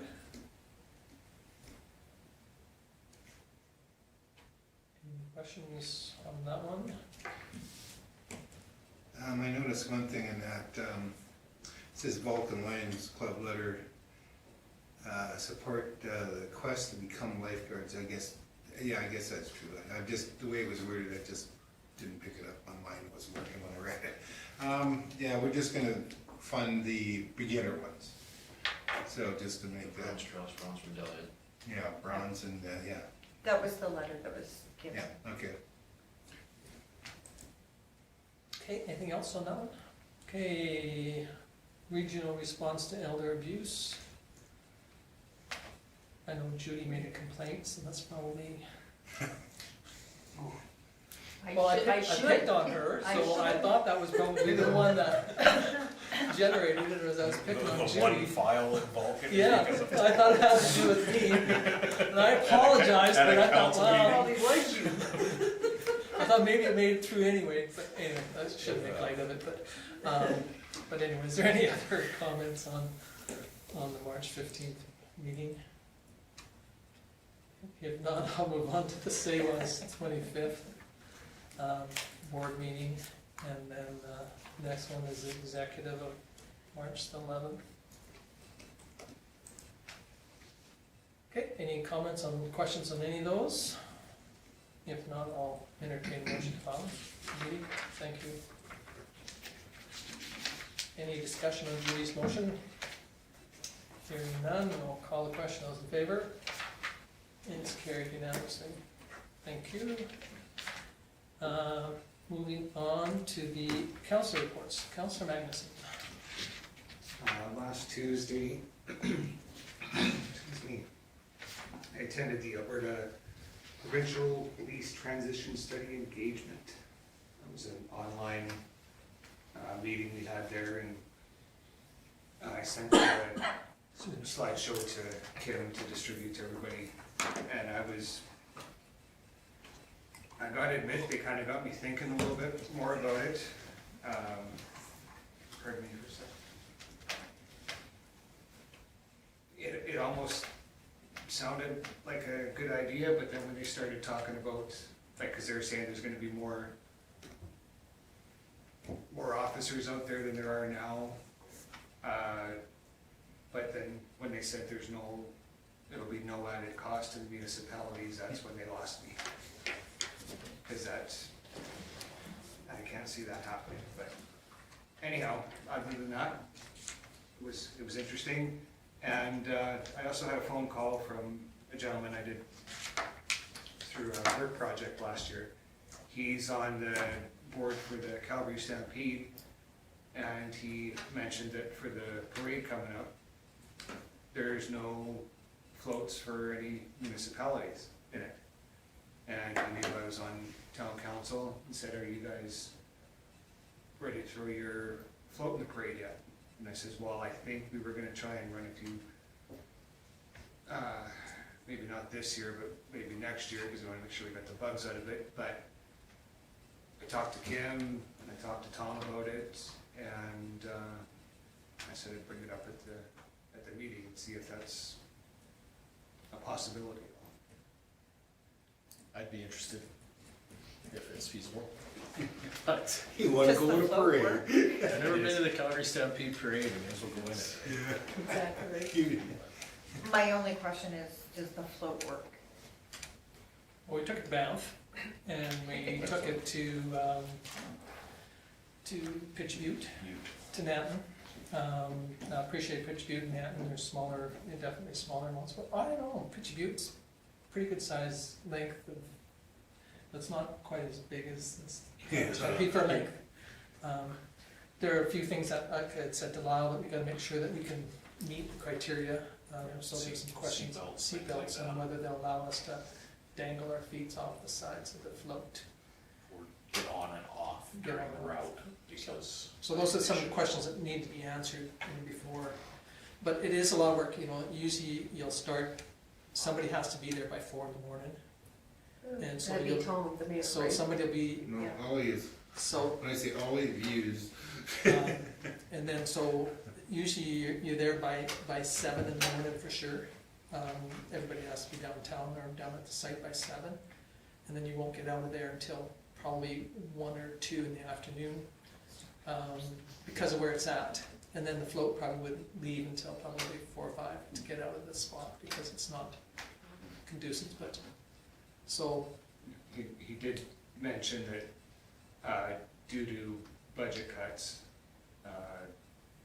there probably won't be as many activities, but he wasn't sure how much would be cut down, so. Yeah. Yeah, because in the past, they've also gone, part of the Calgary Stampede Parade goes to the Children's Yeah, Hospital. but I don't know that if sort of it's thing, still- But they may not be doing that Yeah. stuff. And so that was the day before.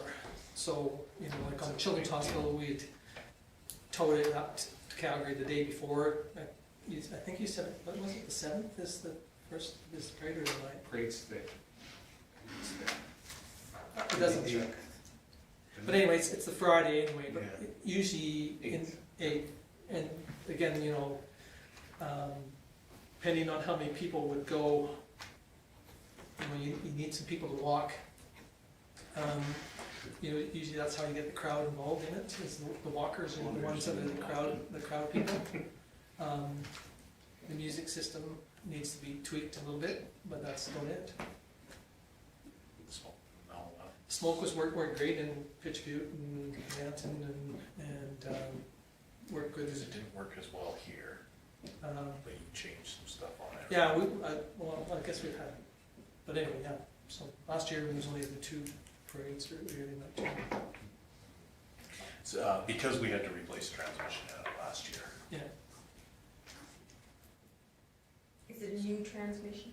It is. So we should be good. Then we Well, should be there you good. yeah. As long as we don't break down like halfway through. Well, I mean, that's the case, but I mean, That's that's a chance you take with anything, you know, unfortunately, I mean, that's why you want a few people too that can push off to the side, get you out of the way of the rest of the city. It is an experience, it really is an experience, I mean, I was involved in it 2 years in a row, and we won big time in both. But again, you know, we had some green girls, you know, we had some, but again, it's a long day, it's, Well, I'm really in favor of it, and whatever volunteering from me, I would offer. I can't be there, I got a coach doing a PPR event down in Pitcher Butte on Saturday, so I'm gonna be helping with that. This is on I'm- Friday. I'll be there. Yeah, no, I go. we'll be setting it up. It's great advertising, it puts us Yeah, on I TV. think No, so it's too, a- and why not? so I mean, I guess all we have to do Will. is just make sure that we can make sure that our float can qualify for it, with, you know, with the way we run the float now. Okay. So is there a motion that's to come from this? Well, I think No, we- it's a council-driven thing, Yeah. so, you guys are the ones that run the float. The only motions are needed if you need staff and money towards We it. might need staff on the float. There you go. I think Then you would need a motion. well, But yes, no, Why- the things like making sure we qualify those sort of Yeah. things, Yeah. we'll do through the community services manager, that sort of thing. like when we went to Banff, I mean, the only thing that we didn't have on the float, that, because the float was just finished, we took it to Banff, was the fire extinguisher and the first aid kit. So we all scuttled and Through trucks. got our own vehicles and found what we had and put it on it, and then we qualified. The guy was quite shocked because we'd been in Calgary Stampede, but we'd already, that was the old float that was in the Calgary Stampede, it wasn't the new float. Don't have a potato gun, eh? Throw some shirts in and shoot into the crowd. But at the end of the parade in Banff, there were 2 floats pulled off to the side, and we were one of them, and we had people coming all afternoon, Right. coming to get their pictures taken. And I just kind of sat inside, took their photos for them, because Because you couldn't. everyone else was photogenic and I was not, so. But it is, Lyle is right, you know, it is, and same with Cole, you know, the advertisement part of it, you know, it's worth hundreds of thousands of dollars. It puts us on a world stage, Yeah. legit, like literally, for a few hours or an hour, or whatever the tidbit is there. I think it's a great idea, if we can qualify. Yeah, Yeah. I'm for it. So I think that's what we need to do though, is find out whether they'll allow us to do the way we do it. I will. Because the old float, we had to do stuff to it and, No. That's- okay, so if that's agreeable, we will look into it and see what we can and bring it back. And Lyle can talk to Kim about who to talk to, or whichever. I asked Bonnie about it too, because Kim said. Yeah. so. There we go. Okay, anything else for Lyle? Any questions for Lyle? If not, we'll move on to Councillor Bo. Yeah, I had the same course as Lyle, I think, on Tuesday and, or the following Wednesday. I found it quite interesting. Basically, the model they're gonna use right now is just basically continue as where the RCMP is and expand from there, but they wanna go kind of the same model eventually as the OPP and the QPP, and I thought that was interesting. They want to expand cells, like right now it's run out of Calgary, Edmonton, and kind of goes from there for the major incidents. But the difference, of course, is the millions of people that live in those provinces versus the couple million plus that live in ours. And it was quite interesting. They mentioned, of course, like Tom said, the 70% wasn't just building, it's technology, it's the crews, we've put a lot of money into this RCMP. So different system all around. One thing that was quite interesting that you two would find interesting was the mental health issues. They want to have far more mental health out there out in the rural areas in central, you know, But bigger not here. towns, so it can go out from there. I found that quite interesting. We found it interesting too when we went, but the hub spoke approach, it does not necessarily mean there would be anything in Vulcan. Immediate, Well, if yeah. you needed it immediately, it wouldn't be available, because it would come out of Okotoks Or or High whatever, River, and yeah. it might be 2 or 3 days later Yeah, that we get this mental yeah. health person. That's, Yeah, and that, will be understood. Which is still better than what we have. Is it not? so, you know, it's gonna cost some money anyways, and, to do this, it would cost, you know, it's funny when they show the numbers, you know, it's almost like a copy of one number to the next, but, realistically, it's gonna be expensive. It all depends on what people want, I guess, if they want their own provincial police force and they're willing to pay for it.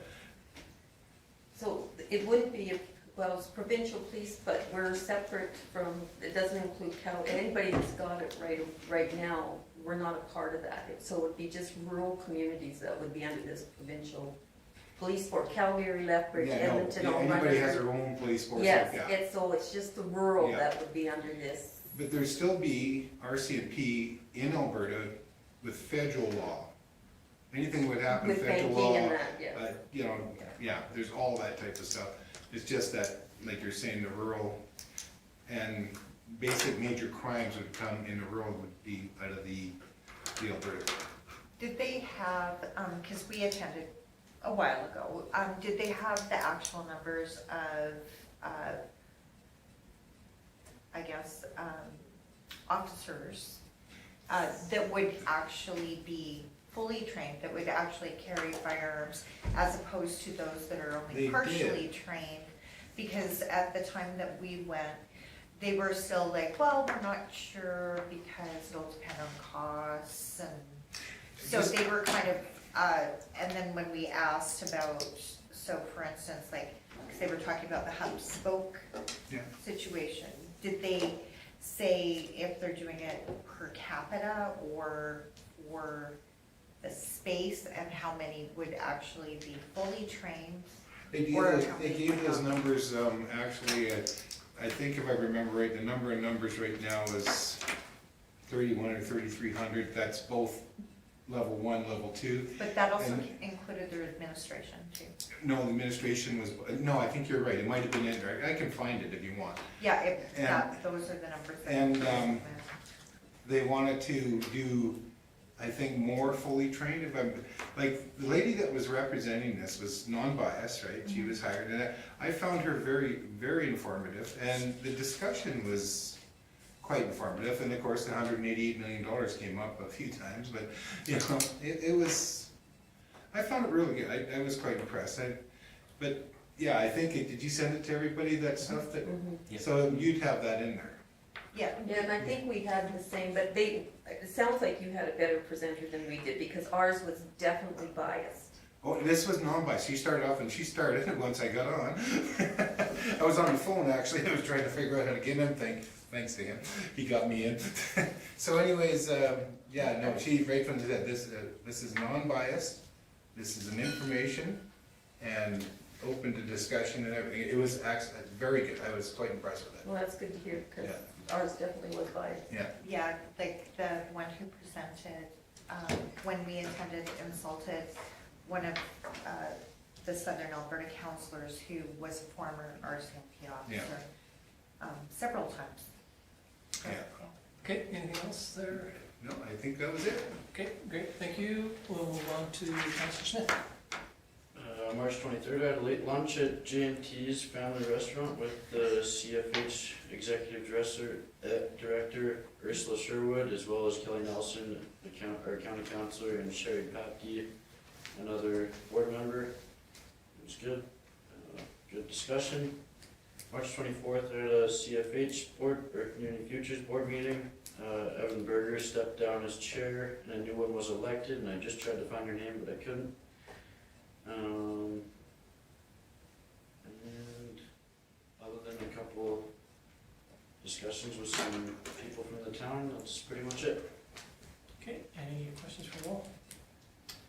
Okay, Councillor Sanderson. I just was at Victim Services at the Fire Hall on March 21st. Our casino date has been set for August 15th and 16th, so if anybody wants to volunteer, Come to me. or 5 advocates took the first aid course in February with Lorraine Tompkins with great feedback on how awesome a job she did. Jasmine has 2 wellness challenge learn and walk events set up June 15th in Lowman at 1 and June 25th in Carmigate at 11. Jasmine also presented a mental health matters pilot project, so it's a peer-to-peer, so we work with we like one-on-one with, it's to help with mental health because it's so prevalent in our community. So there's peer-to-peer support training. We need a commitment of 1 full year for training. I think it's once a month, can be done in person or online. And it sounds like Jasmine's going to find out more about it and see if we can get enough volunteers that it'd be a good fit for us here and work with the schools with mental health and that there. So it sounds like a great project. So keep you up to date on that, or if you're interested, let me know and I'll pass your name on to Jasmine. That's it. Any questions for Judy? Thank you very much. Moving on to Councilor Moore Coffees. I had the elder abuse meeting on March 15th, the meeting with the Egg Society on March 16th, as well as the library board meeting that day. Library is going to have their AGM at the April meeting. We kind of switched that up. And then I have the health and wellness on March 30th.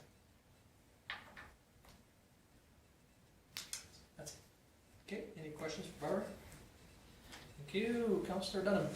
I had the ad hoc committee meeting with the Egg Society on the 16th.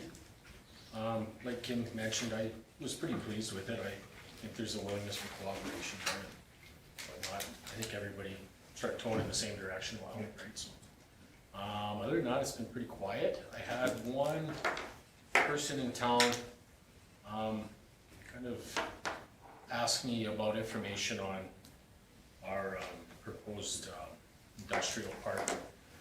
It's not really a complaint, not really a suggestion, I'm not sure what it was, but they kind of criticized a little bit about not knowing enough about it, I guess, and not having access to information. I kind of directed them to the website of the town or even phone the town office, so I'm not sure if that's, I said I would mention it, but I don't know what is expected from us really out of that, so. Yeah, that's it. Okay. Any questions for Cole? Hearing none, thank you. I've had quite a few meetings. Most of them were with SEWA. We had a steering committee meeting, and then the next day I had a solid waste committee meeting, and then we had our SEWA general meeting last Friday. And then, of course, council tonight. I'm going to that function in Carmigate that's put on by Southwestern on Thursday, and then we also have a solid waste meeting because of the budget has never been approved to the satisfaction of the majority. That's the problem when you don't have a large, if you only have a slim majority, it can't. I guess some good news, Kim asked me if he wanted it put on, but I said that I wanted to wait until all the SEWA members have gotten the notice, but we did qualify for the ACP grant for $149,164. So we're moving forward. We had a meeting today with the steering committee on moving forward on that program. So hopefully in the near future we'll see some results out of that. So that's it for me. Just point to whatever that Southborough thing, it's Wednesday and Thursday. It's Wednesday and Thursday? It's Wednesday. It's Wednesday. Oh, That's a Thursday. nice event, right? Yes. Yeah, that's in Carmigate. Yep, okay, thank you. I probably have it wrong. I thought it was Thursday. I do too. I think it's Thursday, actually, Lyle. The email that. My event breaks, it's Wednesday, Okay, March it's 30th, from Wednesday. 9 till 4. Okay, Pardon me. Oh, I just know I can't go. I so. put it down on the 31st too. Oh, I thought the email said 31st. Okay, well, anyway, Or maybe someone's pulling one on me, I don't know. no, I mean, you're probably April right. Fool. Yeah, no, it's, I'm sure you're right. Well, thank you, well, because I've got mine, yeah, Wednesday at 9:30. Thank you. You can kind of come and go on that rate, because I've got to be in two different places at once Sure. during that day. No, I was planning to be there the whole day. No. Anyway, so that's it for me. So, any other questions? Thank you. March 30th is what he's got written down. Yeah. Which is, I don't know how I got put on the 31st. But. Okay, anyway, thank you. We'll move on. I need to have a motion to file Lyle moves. Any discussion Is it on the Lyle's motion? 23rd, or is that the Thursday, or the one? Hearing none, we call the question. Those in favor? All of you in favor? Yeah. Okay, thank you, it's carried unanimously. Okay, moving on to activity reports. So, as you can see, we got everything completed from the last meeting. The only thing outstanding recent from February 28th is I do have that agreement drafted, but based on some conversations, I haven't met with the county on that yet. And unless there's any other questions on that report, Okay, on any anything questions outstanding? on, Kind of know where everything's been at. I'm sorry, I was signing back on, so you haven't heard back on the, No, I've got the agreement drafted, but I haven't met with the county to discuss it for yet. the industrial, For the industrial, looking onto Okay. the, thank you. I have a first draft of that agreement Okay. already drafted. Sorry about that. No worries. okay, any other questions for Kim? Okay, hearing none, CEO report. It's been a pretty busy couple weeks. You've all had a chance to read my report. Worked on the user agreement for BMMP. Of course, Matt and that kind of went away, so started doing some research on different locations and did some site inspections, those sort of things with that. Worked with a taxpayer that was having trouble with the arrears, and we got a plan put together. Not sure if they're gonna enter into an agreement or not, but working together to clear up tax arrears before anything goes to sale.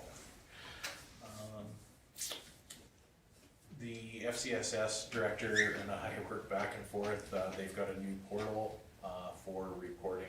So because we're the managing municipality for FCSS, the director does all the reporting, puts it up on their portal. I have to sign off on it as the managing municipality, and then the minister reviews from there. They used to have a pretty good portal. They've changed it, so we had a lot of trouble with the email portion of it because they did a beta, so they wanted us to go in and test everything, so we all created our accounts, and then when it came to go live, they wanted us to use different emails. Well, my town email address doesn't change. It's, so we had a lot of trouble with that. We actually had to have them clear up our old stuff, and we went back and forth. It actually took a couple days, but everything seems to be working now, so. I've been, obviously, based on the conversation we had earlier, I've been on the phone just about every other day with Henry, back and forth with things, again, till we know how things are gonna move forward. It's all just throwing darts and seeing what'll stick and what'll, and his presentation really covered most of what we've talked about the last little while. Assisted the Flying Club with some lease agreement documents. They've got a couple people that have shown up interested in doing the leases with possibly building new hangars, so that was exciting to see. One of the other things that council probably wasn't aware of that is I reviewed a proposed MOU for options for peace office jurisdictional coverage. One of the things that's came up from is Nanton's got a peace officer program with one member. The county doesn't sound like they're gonna expand there, so they're gonna stay at one member. We obviously are one member.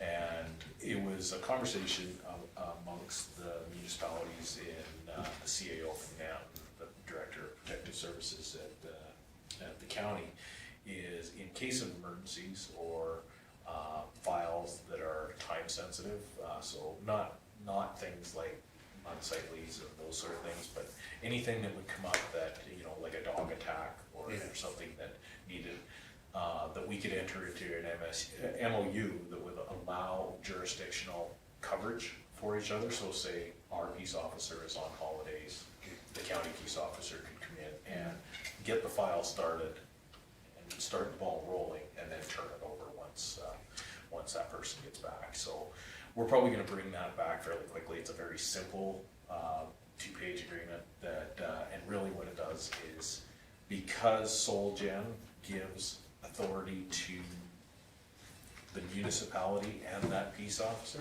in order for them to work in another municipality, there has to be this MOU in place. So we're probably gonna bring that back. It seemed fairly well received when we, Will, you had a question?